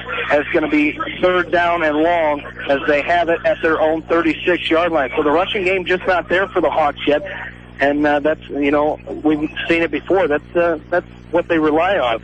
As we have another score, Maquoketa Valley leading Monticello 29-14. That game at the half. Solon leading Mount Vernon 19-7. Alburnett leading North Lynn in the second quarter, 20-14. Lammers looks to pass, got a man out there, overshoots his intended receiver, looking for Austin Bishop out there as Mitchell Sneeden was on the coverage there for the Cardinals, and they will punt it away. Anamosa trailing Owine 7-3. That game at halftime in Owine. Starmont leading Clayton Ridge 8-7. That game at halftime. They've changed up the website this year. They don't have them by classes. They're just all on there. Western Dubuque leading Beckman 7-0. That game at halftime. And Waverly Shellrock leading Mason City 21-0. That game in the second quarter. As the Hawks will punt it away here. 4th and 13. 9:45 left to go in this third quarter. The Hawks leading 14-0. Lammers gets off a good punt there. It's going to hit at the 25-yard line and roll up to the 24, or it's going to be picked up by Ryan Kelly, and that is where the Cardinals will take over. 1st and 10. Have to check one of our scores here. Is it's 26-6, starting the fourth quarter with Jessup and East Buchanan. Thanks Ben Lechtenberg for the update on that one. Of course, former West Delaware coach here, assistant for the varsity, now over in Jessup. He got a teaching job over there, as well as I believe Parks and Rec director over there. So during the summer. So best of luck to him. MFL Marmac 14, Edco 6. That's in the third quarter. They're going to give it to Rapp right up the middle. He's going to be stopped by the Hawks. As getting in there right away for the Hawks was Ryan Solomon, making a big hit for West Delaware there. There's going to be, I believe, no gain on the play. They might have gave him one, but it should be 2nd down and 10 here for the Cardinals. 9:15 left to go. Third quarter, the Hawks leading 14-0. And just to kind of piggyback on what Bill said at halftime, it's just amazing that, 10 net yards for Maquoketa. That's pretty impressive. That shows the improvement that this Hawk defense made from week 1 to week 2. So good job by this defensive unit. As Snyder is going to throw on 2nd down and 10. He's got a man out there who's going to fall incomplete. As I think it fell incomplete. I don't think he caught it. He might have been out of bounds anyway. Buchanan Waller, the intended receiver there. So it'll bring up 3rd down and 10 here for Maquoketa. So this Hawk defense doing a great job here throughout this whole game so far. Just, they've really, the offense, they've got 2 touchdowns. They got a 14-point lead here, but you'd like to see them get a little more here in this game, as it's 14-0. 8:48 left to go third quarter. 3rd down and 10. Snyder looks to throws across the middle, got a man wide out there, and he's going to catch it. That's going to be Mitchell Sneeden, is on the coverage there for the Hawks with Ryan Solomon. Hit him just as he caught it, but it's not before he picks up the 1st down up to the 35, so a 1st and 10 for the Cardinals. And it's a good throw and a good catch by Sneeden. He, led him right perfectly, and Sneeden caught it, even with the defender on him. Good defense by the Hawks. Still was able to haul it in and pick up the 1st down. So 1st down and 10. Snyder comes set. Shotgun formation. Beside him is Rapp. He looks to pass. Screen set up. Rapp has got it, and the Hawks have him immediately after he catches that ball. As I believe that was Solomon in there again for the Hawks. That it was. He's going to bring Rapp down immediately. Nice job by the Hawks again, reading that screenplay that the Cardinals were bringing out and dropping him for a loss on the play. It'll be 2nd down and 11 here for the Cardinals. 8 minutes left to go in this third quarter. Again, the Hawks leading 14-0 here from Maquoketa. Snyder comes set. Next to him is Rapp. Again, we still haven't seen Jacob Clough or heard an update on him. Snyder, quick pass, overshoots the intended receiver. Had a man out there coming across. There. That was Kyle Schiffer, the junior, 6'3", 165.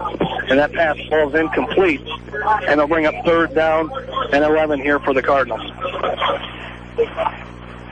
Again, Jacob Hoff coming into this game, he was their leading rusher, 18 for 65, and he was kind of the bright spot they had coming back, but we have not seen him since early in the first half, as it's been a lot of Jordan Rapp here for the Cardinals here in the late part of the second quarter and here in the third. As Snyder looks to pass, he's going deep. It's going to be short. The pass is short, and it's going to be caught. There's a penalty marker down. Is on the coverage for the Hawks with Sam Maloney. They both slipped up, but Schiffer came up and made the catch. It will be in Hawk territory. It's at the West Delaware 34-yard line. But we'll see what the penalty marker is. Pass interference on the Hawks. As I'm not sure I agree with that call. They both kind of fell down, so they both slipped on the play, but they're going to call that against the Hawks. And it's going to be pass interference against West Delaware, so that'll be a huge gain, a great pass, not a great pass, excuse me. It was kind of a little duck pass there by Snyder, but great concentration there by Schiffer to come back and make that catch, and the Cardinals will have it 1st and 10. See if they mark it here. It might be around the 49-yard line, but nice catch there. 7:36 left to go in this third quarter, and the Hawks leading it 14-0. Well, and Schiffer did a good job of adjusting when the ball was in the air. He adjusted to it and did a great job, and puts the ball now midfield.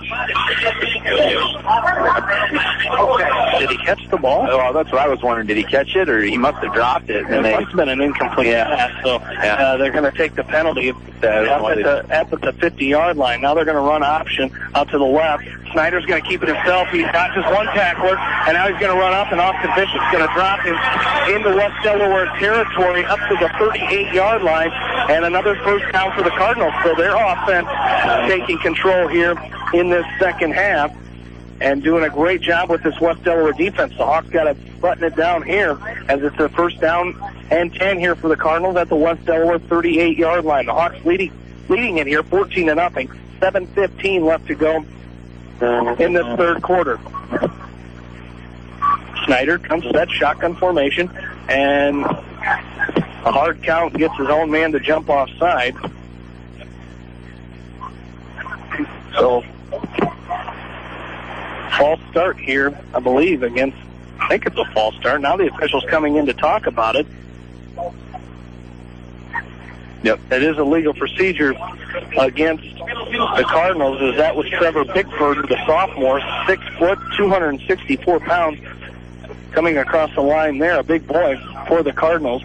7:05 left to go in the third quarter. It'll be 1st and 15, and it looked like he moved again. He did. That's Bickford again. He flinched, and the Hawk defense pointed it out right away, and that's going to back him up, and now Bickford's going to come off to the sideline here. As another penalty will back it up, it'll be 1st and 20 here. 1st and 20 for the Cardinals, as Colin Weber was down in his stance, and he saw Bickford flinch, and he just pointed at him, and the referee had already thrown his flag. So 1st and 20 here for the Cardinals. They now at the West Delaware 48-yard line. 6:50 left to go. As Snyder comes set, he's going to pass. He looks to his left. Now he's going to step up. Got some room to run. He's going to run it up to the 45-yard line. Nice tackle out there. Ryan Solomon again, the senior linebacker for the Hawks, coming up with a big tackle. Solomon 5'10", 201 pounds. Drops him at the 45-yard line. That's a gain of 3 yards there. And Ryan did a great job there of not biting on the fake. He held his ground and then just dove and wrapped up the legs. And he doesn't make that tackle, Jamie, and that's probably another 10 or 15 yards for. As now they're going to come set, second, and now they're going to run a draw play, and that's going to be eaten up, as I believe, as we'll see who comes out of that pile for the Hawks. But another nice stop there. That's Adam Newhouse. Bomber coming up with the stop there.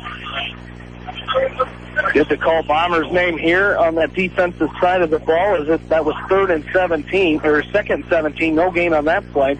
It'll bring up 3rd and 17. 5:40 left to go in this third quarter. Again, the Hawks leading 14-0. As Snyder comes set, man in motion now from near side to the far side. Snyder looks to pass. He's going to step up. He's still looking to throw, and now he backs up into his own territory, gets hit hard, but that's going to fall to the ground. Intended receiver over there was Schiffer, and bunch of Hawk bodies over there on the far side of the field. A huge hit on Snyder as he got rid of that ball. It was not a late hit by any means, and that's going to bring up 4th and 17 here for the Cardinals. So they had the ball. They had a good drive going, and again, stalled. A couple penalties right there in a row, and now they're going to have to punt it away. Yeah, absolutely, Jamie. And it was, yeah, like you said, they kind of gained a little momentum there, got a couple first downs. That Hawk defense tightened up and shut them down. So the punt is away. I don't think that hit the Hog. It just about, like from our angle, just about hit Sam Maloney in the back as he got blocked to the ground. That ball just about landed right on top of him.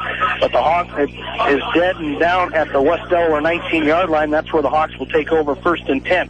Update here, 5 minutes left in the MFL Marmac leading Edco 14-6 with 5 minutes left to go in that one. So the Hawks will come back here. 1st down and 10, 5:08 left to go in the 3rd quarter. West Delaware leading at 14-0. As Lammers comes set, pistol formation. 4 receivers to his advantage here as they give us to Russell. He cuts it back to the left. He's got some room. Going to pick up a 1st down up near the 30-yard line.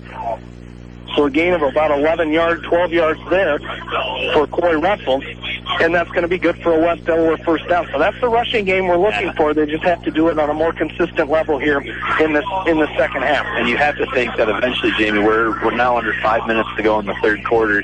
You have to think that's a lot of pounding that Corey Russell and that offensive line have done to that Maquoketa defensive line. You have to think at some point he's gonna bust one loose and take it to the house. They're going to give to him again off to the right side, and he's going to have enough for a 1st down once again as he's going to have it up to the 45-yard line. Another huge gain there, a gain of 15 by Corey Russell. And we talked about it. We talked about it in the pregame, you know, the size of this defensive line for the Cardinals. They have a couple big guys out there, but relatively small defensive line, and this West Delaware depth may be starting to come through here a little bit as they're picking up 12, 15 yards at a time as they're going to give it on the end around to Austin Bishop. He gets to the outside 40, 35, 30. He's going to go. Nobody's going to catch him. 10-5, touchdown, West Delaware.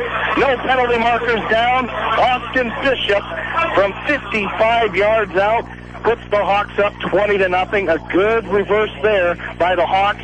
Bishop got some blocks. He cut it to the outside, and nobody was going to catch up to him as he goes in for the Hawk touchdown. Yeah, good misdirection there. Austin did a nice job of cutting it back in and cutting it back into the middle of the field. And once he got past that 2nd level, he was gone. There was no one that was going to catch him. So Austin Bishop with a nice 55-yard touchdown run. Jamie put the Hawks up 20-0, pending the extra point. Alex Reed on for the extra point. I think that went right. Yeah, that's a good play. It did. 20-0 is our score. Hawks leading it. 4:18 left to go in this 3rd quarter. We'll take a break and come back. You're listening to West Delaware football from KMCH Sports. Eastern Iowa's variety station, Mix 94.7, KMCH Manchester.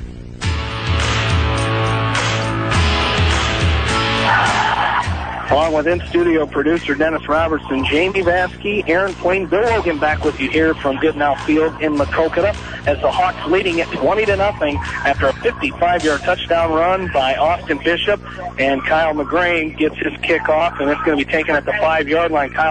Jordan Rapp, is going to be bringing out to near the 30-yard line, and that's where the Cardinals will start with it, 1st and 10. And that touchdown drive, Jamie, for the Hawks, start on their own 18-yard line, 3 plays, 82 yards, took 50 seconds off the clock. Austin Bishop with the 55-yard touchdown run on a beautiful run towards the near sideline here. Puts the Hawks up 20-0. They did miss the extra point, but nonetheless, Hawks up 20-0 here with about 4 minutes to go in the 3rd quarter. Of course, the Hawks leading here against the Cardinals. The Hawks from Iowa City will take on the Cardinals from Ball State tomorrow in a big bragging rights game for the announcers of West Delaware football on Sunday as my Buffalo Bills travel to Soldier Field to take on your Chicago Bears as the Cardinals are going to give it up the middle to Jordan Rapp here to start this drive for the Cardinals. Excuse me, that was Cordero Campbell on the carry for the Cardinals as he was brought down out there by Colin Weber. So Campbell into the ball game in the backfield for the Cardinals. That's all I want. If there's one game that the Bills I want them to win this year, it's one against the Bears. And it might happen. I'm going to shut my phone off that day. 2nd and 10, no gain on that play. The pitch is to the left side. This is Campbell again. He's going to pick up enough. He's right near the first down marker. Looks like he slipped up, but he's going to be run out of bounds. And I believe it's going to be close to a first down. Yes, it is. It will be a Maquoketa first down as they have it 1st and 10 at their own 41-yard line. So another first down here. And Maquoketa has at times in the second half, they made their adjustments. They've been able to move the ball a little bit here on the Hawks. They stalled out on their last drive and ended up having to punt it away. But I tell you what, they've been starting to move the ball a little more. As Snyder comes set, 3 receivers to his right. Beside him in the shotgun is Cordero Campbell.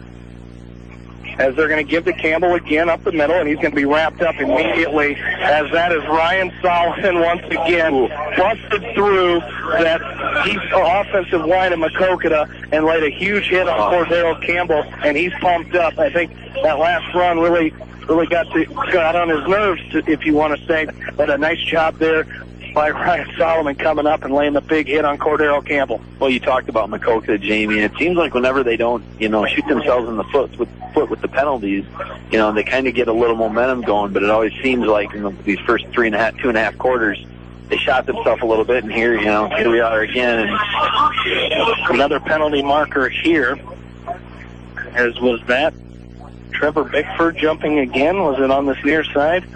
That's going to be illegal procedure again against the Cardinals. There was no gain on that play where Cordero was hit by Solomon, so that was 2nd and 10. Now it'll be 2nd down and 15 here. 2:32 left to go, 3rd quarter. The Hawks leading 20-0.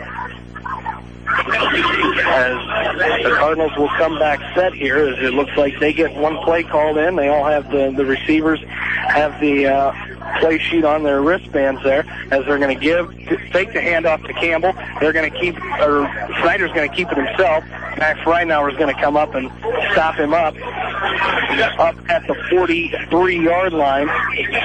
So it'll be 3rd down here for Maquoketa at the 44-yard line. 44 of Maquoketa with 2 minutes left to go here in this 3rd quarter. 3rd down and 7 here for the Cardinals coming up here. The Hawk defense again doing a great job here tonight. And offense has shown signs of greatness here, but it hasn't been the consistency the Hawks would like. Well, Cardinals are going to run option. Snyder's going to keep it himself. Sam Maloney is going to wrap him up around the neck. The Hawk defense there, Jamie, just did a great job of stringing it out, waiting for the rest of the guys to come and help. Unfortunately, face mask against Maloney, as he did like you said, the Hawks did a great job. They were out there. Maloney just reached around the front and brought him down by his face mask, and that'll be a personal foul and a penalty marker, or a first down, coming up for the Cardinals in the West Delaware territory at the Hawk 40-yard line. 1:35 left to go, 3rd quarter, and the Hawks leading it 20-0.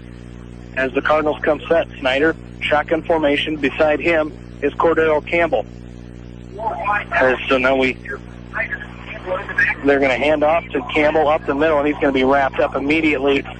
Drew Cole and Ryan Solomon right there to wrap him up. No gain on that play. So we see Jacob Croft still over here on the sideline, no helmet. He looks like he has no intentions of returning to this game.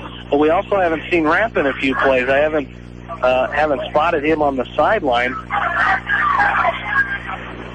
Yep, there he is. He just went into the game. He checks in here in the shotgun formation here. 2 receivers to the right, 2 to the left for Maquoketa. Snyder's going to hand off up the middle. This is Rapp, and he's going to be wrapped up by the Hawks as he's inside the 40 to the 38 of West Delaware. And that's going to be Ryan Solomon in there on the stop again for the Hawks. So he's having a heck of a game here from the linebacker position for the Hawks. And that's one thing the Hawks have been very fortunate to have here the past few years. Is 1 or 2 solid linebackers, and those experienced guys that they kind of just flow to the ball. It doesn't matter what the offense is running; they're they just have a sense of where it's going, and the Hawks have that in Ryan Solomon. As they're going to throw on 3rd down and 9 here. Snyder looks deep. He's got a man out there. Oh, knocked away by Austin Bishop. Just about caught on the deflection out there was the intended receiver, Skylar Bronson, but Bishop knocks that ball away, and it's going to fall down. It'll be 4th down and 9 here for the Cardinals. Good defense, and Bishop got a hand up, but still just about caught out there by Bronson. Yeah, and Bishop just played perfect defense. He timed it perfectly. He timed his jump in the air to knock the ball down. And like you said, there's a little bit of a deflection there, and he almost hauled it in, but fortunately he didn't, and now the Hawks have forced Maquoketa into a 4th and 9 here. 4th and 9, and they're going to go for it. Thought he moved again. Snyder's going to throws across the middle, got a man out there, and he dropped it. Mitchell, that is number 1 out there, Colton Hazer, and that is going to do it for our 3rd quarter. So the Hawks catch a break there. Hazer had some room, but he dropped it. We'll go to the 4th quarter. West Delaware leading 20-0. You're listening to West Delaware football on Mix 94.7 KMCH. The Manchester Press is your community newspaper. Check out the sports section for game stats and photos of area players and game highlights. The Manchester Press, serving the area for over 130 years. Great food and great fun with friends. That's what's waiting for you at Beaver's Lounge in Manchester. Check out their Thursday night bucket of wings special and Friday night fish special. Beaver's also has a different lunch special every Monday through Friday. Beaver's Lounge on the corner of Main and Madison in downtown Manchester. Leave it to Beaver's to show you a good time. Newhouse Construction and Concrete is proud to support all our area athletes. Give Phil a call at 927-5178 for your commercial, ag, or residential projects, or visit newhouseconstruction.com. Newhouse Construction and Concrete turns design into reality. This is your home of the Hawks, the West Delaware Hawks and the Iowa Hawkeyes. I'm Gary Dolphin, voice of the Hawkeyes. You're listening to Eastern Iowa's sports station, Mix 94.7 KMCH. Welcome back in as we get you set for the 4th quarter here between the Hawks and the Cardinals. West Delaware leading it 20-0. Here on the home opener for the Maquoketa Cardinals. Some score updates. New Hampton, Charles City tied at 13 at halftime. Decorah leading Waukon 19-6. That game in the 3rd quarter. As Edco, we mentioned that one. They were losing with just 5 minutes left. Just 5 minutes left to go in that game, 14-6. NFL Marmac was leading that game with 5 minutes left to go in the game. North Fayette leading Independence 20-7 at halftime. Iowa City Regina in the 2nd quarter leading 21-7 against Cascade. Jessup leading 32-6. That game in the 3rd quarter over East Buchanan. And Maquoketa Valley with a 29-14 halftime lead. That's our online and playback game of the week. Solon leading Mount Vernon 27-7. That game in the 3rd quarter. Alburnett led out Northland 23-14. That was a halftime score there. 2nd quarter, Irvine leading Anamosa 7-0. And Clayton Ridge leading Starmont 14-8. That game in the 3rd quarter. As here in Maquoketa, the Hawks leading 20-0. The first down play, a pass intended for Austin Bishop on the far side of the field, falls incomplete. This time, fake handoff to Coy Russell. Lammers is going to keep it himself, run off to the left side, and he's not going to gain anything there. And it'll bring up 3rd down and 10 here for the Hawks as we start quarter number 4. And you like to see, now we're in the 4th quarter. Hawks got a good 20-0 lead. You'd like to see them maybe get a little momentum here in this last quarter going into that Waverly game, and hopefully, build on a couple things here. Lammers looks to pass on 3rd and 10. Runs into his own lineman. Now he's got to get rid of it, and he does. He's got a man out there, and it's going to be caught. Dallin Foots on the reception for the Hawks, and that's going to be a first down for West Delaware as they move into Maquoketa territory. They've got it at the Cardinal 47-yard line. So nice catch out there by Foots, as Lammers really had to fire it in there. He went down to get it and picks it up for a first down for West Delaware. 11:15 left to go in this 4th quarter now. 20-0, West Delaware leads it. Lammers, quick pass out to the right side. This is Foots, and he's going to be hit. He gets hit, but was put, but he's not going to gain a yard as it was kind of a little wide receiver swing route there as he's going to be dropped in the backfield. A loss of 1 there will bring up second down. Oh, they're going to call it a loss of 2 there. Second down and 12 here for the Hawks. As a quick pass, unsuccessful, as coming up to make that stop was Logan Mayberry for the Cardinals. So second down and 12 here for the Hawks. 10:35 left to go. Fourth quarter. They give it to Russell. He gets out to the left side. He's running parallel with the 50-yard line. Now he's going to come set. Got it at the 40, 35. Crosses inside the 35 yards of the 33 of Maquoketa, and that's going to be good for a West Delaware first down. So a 14-yard gain there by Coy Russell moves the chains for the Hawks, and they've got it first and 10 at the Maquoketa 33. Good run there. Good blocking there by that front for the Hawks. He just got past, and he got past that defender in the back. That once he did that, he just planted that left foot and cut up field, and from there, it's just a matter of who was going to bring him down. But great job there by Coy. As they give to Russell again, he goes up the middle. He's got it at the 30-yard line, still pushing forward, getting a push from his offensive line. That's going to be a gain of 2 yards there for Coy Russell, as it'll bring up second down and 8 here for the Hawks. 10 minutes remain in this ball game. The Hawks leading it 20-0. So the Hawks looking to wear down the Cardinals here, continuing that running attack. They've completed a few passes here today, but nothing like they would like here early in the season against the Maquoketa team that gave up a lot of passing yards last week against Cascade. They thought maybe they would be able to take advantage and exploit that this week, but not able to do so here in this game so far. Second down and 7. They give Russell 3 on the carry. He goes forward again. The give is to Coy Russell. He carries it up to about the 27-yard line. Gain of 3 more yards there by Coy. They're going to give him 2. So a gain of 2 there will bring up third down and 5. So we'll see what the Hawks draw up here as they continue again these running plays. They're going to eat that clock up as we're at 9 minutes, 10 seconds left to go in the ball game and a 20-0 lead. Well, like you said, Jamie, the passing game isn't working, but the Hawks have a good ground game. So that's the beauty of having a multi-dimensional offense. You can lean on one when the other one isn't working. The Hawks are definitely leaning on the ground game tonight. Lammers comes steady, gives the ball. This is going to be Dallin Putz. He's going to pick up the first down all the way up to the 10-yard line. A gain of 18 on the end around there from Putz, and that's going to be good for a Hawks first down right at the 10-yard line. Right at the 10, so that should be first and goal here for the Hawks as they have it at the Maquoketa 10. Nice run there by Dallin Putz. And I tell you what, when he gets the ball in his hands, he's a dangerous guy to have on the field as well. He's got great speed for West Delaware as the Hawks will come set. Pistol formation, one guy right behind the right guard for the Hawks. That is Austin Bishop. The give is to Russell. He's going to follow Bishop right up the middle. He's going to push forward up to the 2-yard line. So a gain of 8 there by Coy Russell on first and goal. It'll be second and goal for the Hawks from the 2-yard line. So you would think the Hawks should be able to punch it in here.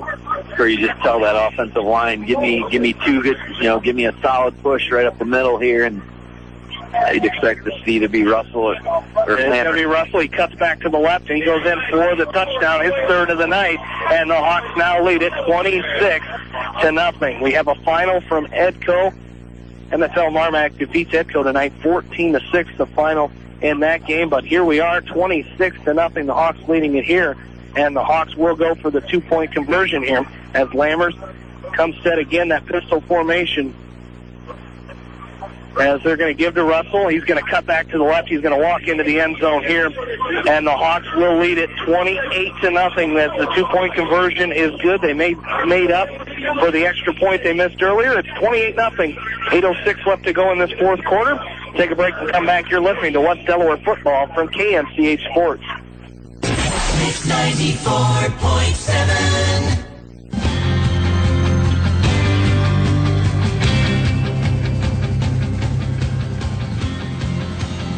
Back here in Maquoketa as Jordan Rapp is going to return Kyle McGrain's kick up to the 30-yard line.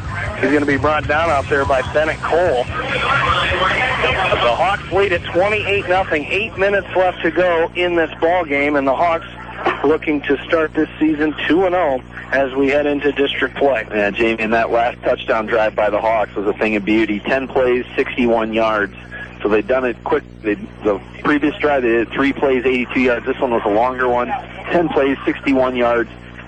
Took 3 minutes and 54 seconds off the clock. Coy Russell with his third touchdown tonight with the 2-point conversion puts the Hawks up 28-0 with just under 8 minutes to go in the game.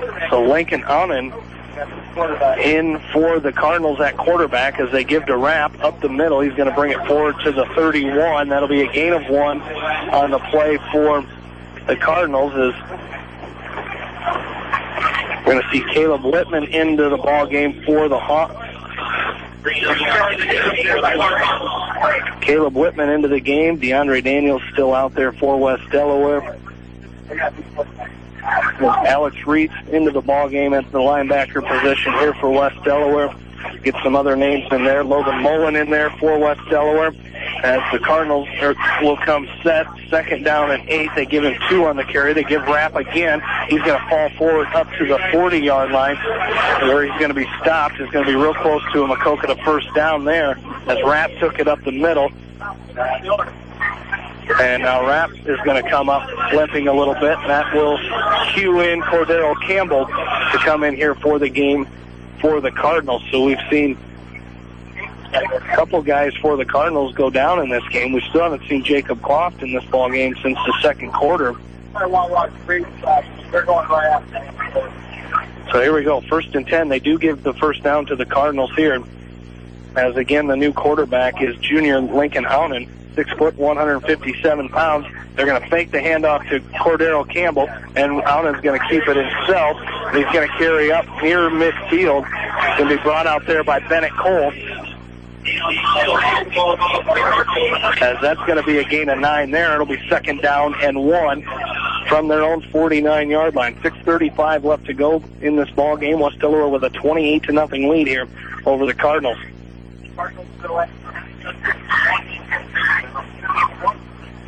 So here we come, set, shotgun formation on, and the quarterback in for the Cardinals. They're going to hand off to Cordero Campbell off to the right side. He's going to be wards off a tackle from Caleb Whitman. There is a penalty marker on the field in the vicinity of holding there.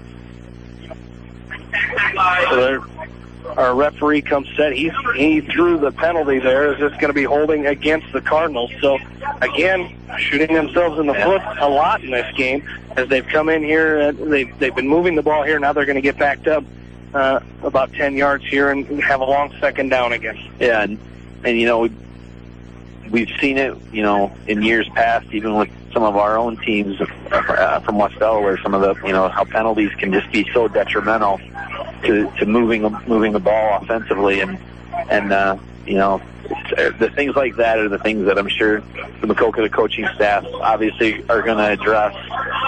Fortunately for the Hawks, you know, they've been kind of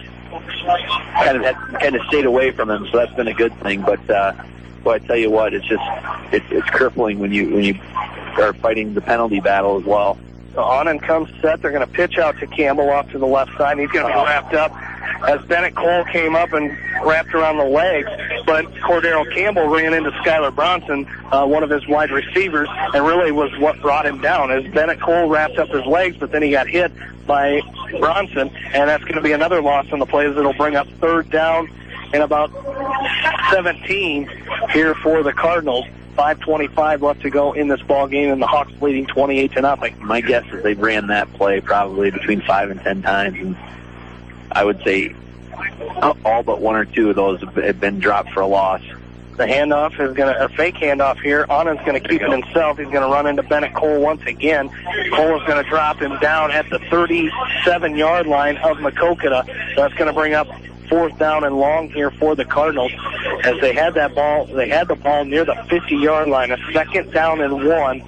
And a holding penalty brought it back after a 1st down. And that's where the Cardinals have been. They've just been continuing to go backwards here. As it's going to be 4th down and 13. They are going to punt it away with 4:40 left to go. DeAndre Daniels is deep, as is Dallin Putz, and this ball is going to go out of bounds. It's going to go out of bounds at the West Delaware 32-yard line, and that's where the Hawks will come out and start with it, 1st and 10.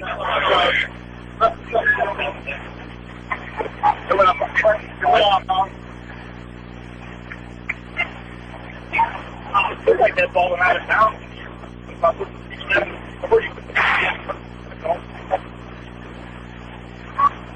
So here we go. The Hawks will come set.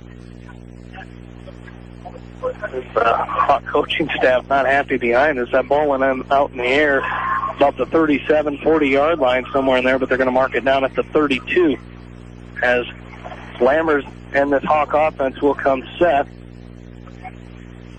Behind him is Coy Russell as they send John Nagel in motion here, get him lined up, and the Hawks are going to call a timeout as the play clock came to an end. Great awareness there by Brent Lammers. He looked up, saw the play clock was running low, and he's going to call the timeout. So the Hawks get a timeout. They're first of the second half. We'll take one as well. They lead at 28-0 here in Maquoketa. You're listening to West Delaware football from KMCH Sports. Eastern Iowa's variety station. Mix 94.7 KMCH. Back here in Maquoketa, the Hawks will start with it here first and 10 after the timeout. 4:35 left to go in this ballgame. The Hawks leading 28-0. The give is to Russell up the middle. He's got it at the 40, 45, 50. He's going to cross midfield up to the Maquoketa 43-yard line. Finally brought down out there by Ben Kilberg, but a great run there by Coy Russell. One man to beat, and he would have been gone, but he's going to be brought down, and it'll be first and 10 West Delaware. They're going to spot it down at the 47-yard line, and the Hawks will have it first and 10.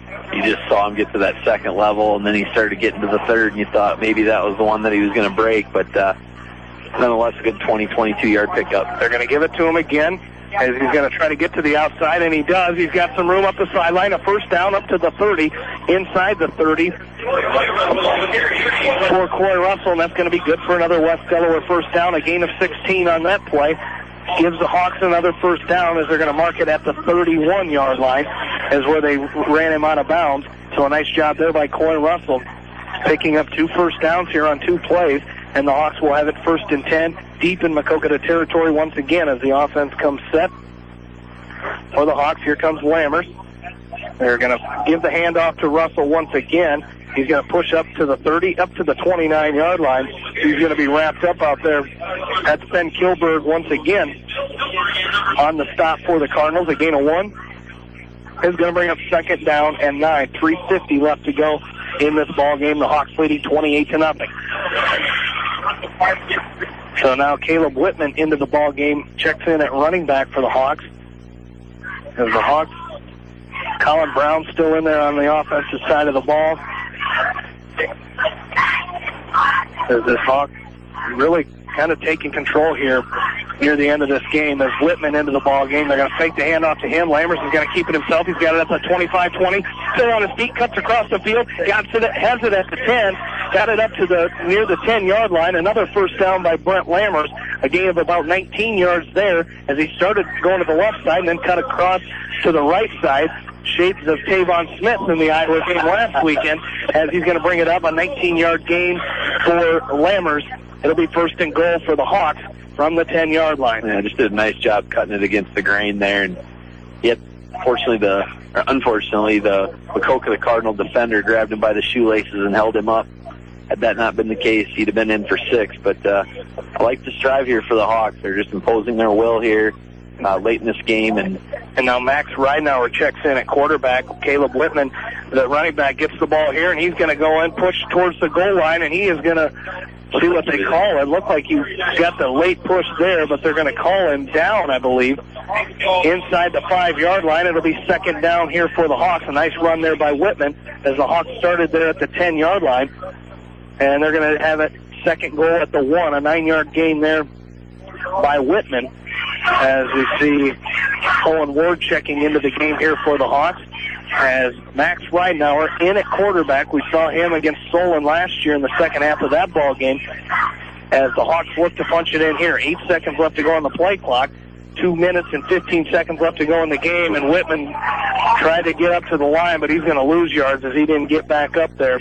A nice stop there by Lane Dundee. And that's going to be a loss of 3 on that play. It'll be third and goal from the 4-yard line, of Maquoketa. 1:50 left to go in this ballgame, and the Hawks leading it 28-0.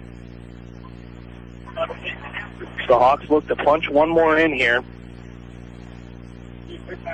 here late in this fourth quarter. Look to go 2-0 heading into district play next week as the Hawks will travel to Waverly to take on the Go Hawks. There's Max Ridenauer in from 3 yards out.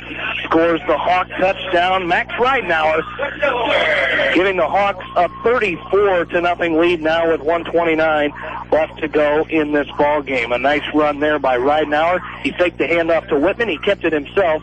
Went to the corner and got in for the Hawk touchdown, and now Alex Reese on to attempt the extra point for the Hawks. As Ryan Solomon will snap it back to Owen Ward.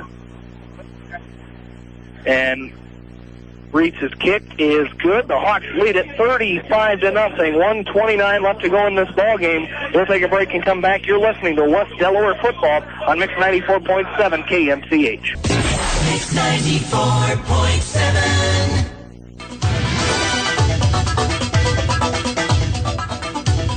Back here in Maquoketa, Goodnow Field, the Hawks about to put this one away as they lead it 35-0 with 1:29 left to go in the contest. A short kick here, and it's going to be picked up. The ball is loose.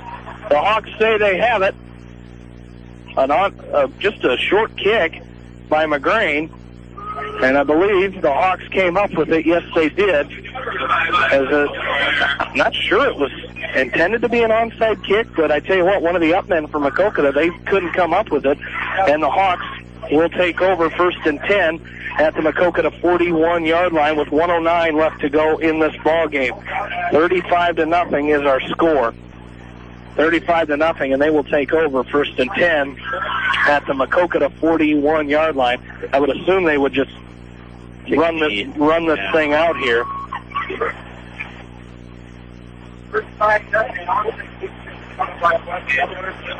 As we have a timeout on the field, I believe it must be Maquoketa called a timeout here, but a nice drive there by the West Delaware Hawks. Yeah, that drive, Jamie, 7 plays, 68 yards. Took 3 minutes and 6 seconds off the clock. Max Ridenauer with the 3-yard touchdown run put the Hawks up 34-0. The extra point made it 35-0 with 1:09 left to go in the fourth quarter. So we have a final for Monticello tonight, and the game you'll hear next year on KMCH. 50-14, the final. Maquoketa Valley wins over Monticello here tonight. Let's see what the Hawks do here as they lead it 35-0. 1:09 left to go in this ball game. As Ridenauer into the game, they're going to give up the middle here. As I believe this was Caleb Whitman on the carry for the Hawks. 55 seconds left to go in this ball game. And it was Whitman. And now I think the Hawks are going to take a knee. Well, they'll take a couple kneel downs here. As this game will wrap up, and the Hawks are going to win it 35-0 here in the home opener for the Maquoketa Cardinals.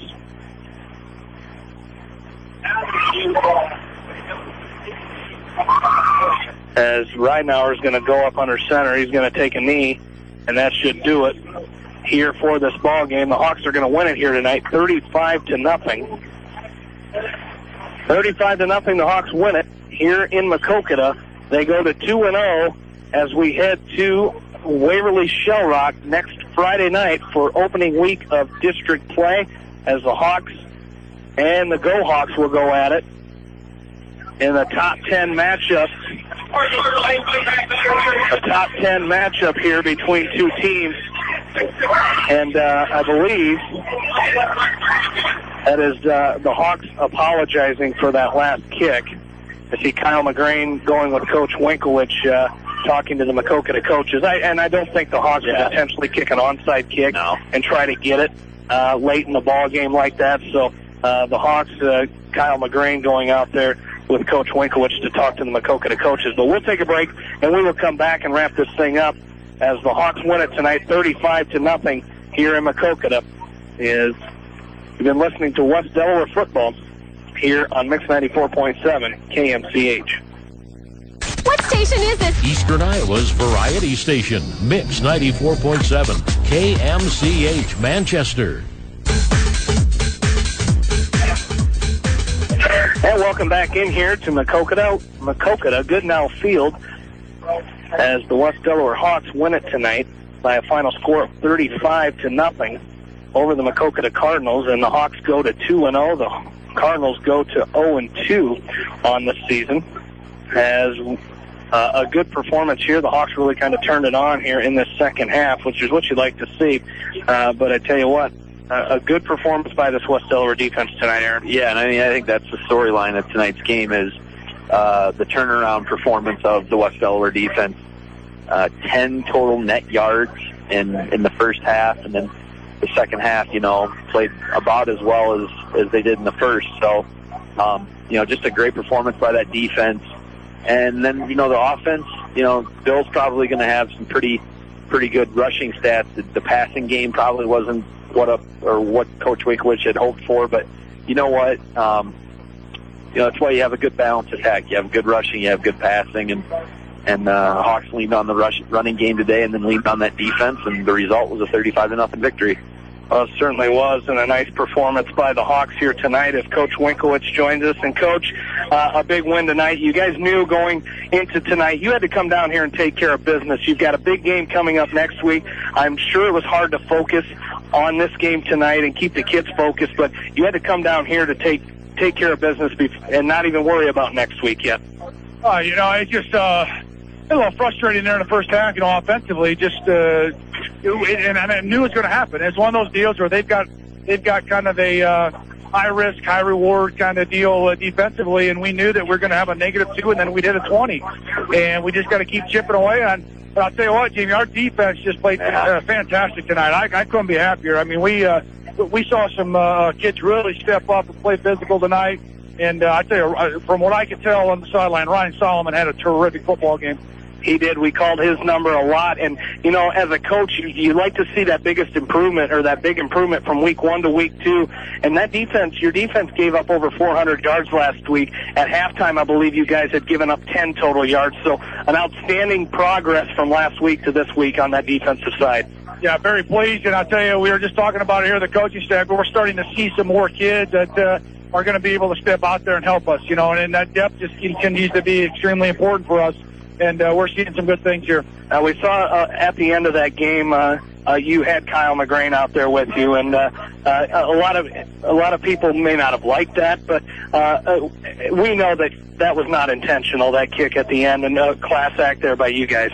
Well, absolutely. I mean, I looked out there and I thought, oh boy, I hope none of our coaches called that, and we clarified that nope, that was just a missed kick. And I just wanted to make sure they knew that. We're not trying to rub it in anybody's face here, and we try to be a class act. And Kyle, he said, hey, I'm going to go over and tell the coach that was an accident. I said, good for you.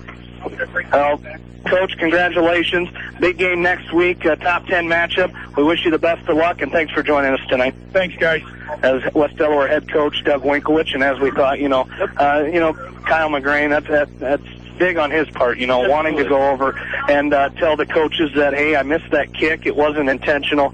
And, he wouldn't do that on purpose, and we're up 35-0. There's no reason to kick that. And I'm glad they clarified that and they'll talk to the coaches. But Bill, an outstanding performance by that defense tonight. That was one of the question marks after last week, giving up over 400 yards in that game against Western Dubuque. They did a great job tonight. Yeah, they did, and one of the things they're most proud about, the biggest play on offense tonight was the 2 15-yard penalties by the Hawk defense. So that really says what those guys did. Great preparation all week. Can't say enough about what they did. I was up for practice twice this week, and they really worked hard on the defense. If they do this, they're going to do this. And, man, did they come out and execute that defense tonight. For Maquoketa offense, we're talking defense, they had 30 rushes for 60 yards, 2-yard net. 4 out of 12 passing for 16 yards, so 76 yards of offense for the Cardinals tonight. They just really, really couldn't get anything going against that Hawk defense tonight. And Solly, we got him down here for 10 tackles. It looked like he was in on 20 more. That guy was all over. He's got to have a few aches and pains tomorrow. He has to, because some of these tackles down here tonight, the field doesn't look wet, but it's slippery. And we were talking to Coy on the sideline here, and we think he would have had a lot more yards, but he was talking about how he couldn't cut like he wanted to. So just trying to, get what he could get and go down and not do anything crazy and get injured on a slip play or something. So, great job here tonight by the Hawks. Offensively, we struggled, but yet here we got over 400 yards again. So I don't know. I'd like to see us keep struggling. 48 carries for 357 yards. Coy Russell, 29 carries for 204. Lammers, 73 on 11 carries. Bishop, 48 on 2 carries. Putz came in on a 17-yard first down play. So, some good balance there again by the Hawk offense. Really struggled tonight throwing the ball. Brent really didn't have the arms. He was overthrowing some throws. He was underthrowing some throws, and just really couldn't find that touch here tonight. 6 out of 19 passing for 53 yards. So 410 yards of offense tonight on a night when most everybody would tell you again the Hawks offense was struggling. Yeah, we noticed, Bill, you having a couple hard time making the cuts you normally make down there on the sideline, but a great game by the Hawks tonight as we move to 2-0. A big matchup next week up in Waverly. Two top 10 ranked teams going at it in the first week of district play. Yeah, that'll be interesting. And Austin Bishop reminded me of a play I made in high school as well. Oh, geez. He sits there on that end around, and I couldn't catch the guy either. Austin Bishop made that play. They ran that play in the first half, and he fumbled and lost 7 yards. So, he redeemed himself real well in the second half, and just once he got outside, he shows you that speed he's got. So, a lot of people that you hurt you offensively here. But next week, I'm telling you, first game in the district, and it's gonna, right off the bat, the 3 teams in this district, in my opinion, are West Delaware, Waverly, and Decorah. Not necessarily in that order, but we're going to find out next week part of what that order is going to be, because Waverly is a very, very good team this year, a team to be reckoned with, and it very well could be. Sounds kind of funny, first game in the district, but it could be for possibly a home game in the playoffs, whether you get first, second, or third, type of thing. So, a lot on the line next week. You talk about all the improvement that they need to make from week 1 to week 2. Well, they really need to keep making that from week 2 to week 3. And I know this coaching staff that they will work very, very hard this weekend and get a great game plan and get things going next Friday night for Waverly. Well, tomorrow at 2:30 in the afternoon, we've got the Iowa Hawkeyes and the Ball State Cardinals. The Hawks and Cardinals going at it again tomorrow in Kinnick Stadium. Aaron Pleen, we said he was the closest last week, a 31-23. He predicted 31-24. I think we should make the winner go first, Bill. That way we can hear what he's got there. I'm cool with that. Yep. I think 17.5 point spread. Yeah, I think Iowa's going to put up 31 again, and I think the defense will hold Ball State down a little bit more than they did UNI. I think I'm going to go 31-17. Iowa. Okay. 31-17. I was going to go, originally I wanted to go put the Hawks with bigger numbers on the offensive side, but as we all know, we're not going to get blown out. We're not going to blow anybody out. That's just the style of offense that the Hawkeyes run. I'm going to give them 38, and I'm going to give Ball State 14 tomorrow. Okay. Isn't that weird how we're all close? Before you guys ever even set a score, I've had a score in my mind since this afternoon, and both of these are kind of close. I'm thinking the Hawks win 31-14. So 31-14 and spread 31. And you said 31-17? 31-14. Oh, boy. He said 31-17. When he said 31, I go, don't say 14. Yeah, that'd make you have to think on the spot, Bill. So, all right, buddy, we will see you next Friday. We'll see you down there tomorrow probably. But big game next Friday, and we're looking forward to it. Oh, it's going to be a great atmosphere up there. First game in the district at Waverly, so like to see a lot of Hawk fans make that trip up there. Absolutely. Bill Logan down on the sidelines. We appreciate him every Friday night keeping our stats for us and getting us getting that information that we don't always get to hear up here in the booth. Well, we got some final scores for you tonight. We mentioned Edco losing tonight in that ball game, as that was a 14-6 final. NFL Marmac winning that one. And then, of course, our online playback game of the week, Maquoketa Valley and Monticello. You'll hear that game right here. Maquoketa Valley won that game tonight, in Monticello. So that's going to do it for us here tonight. I'd like to thank the sponsors of West Delaware football here on KMCH. And with that college football season going, you need that tailgate. We do encourage you to please shop locally. I'd like to thank Dennis Robertson for running the boards for us this evening.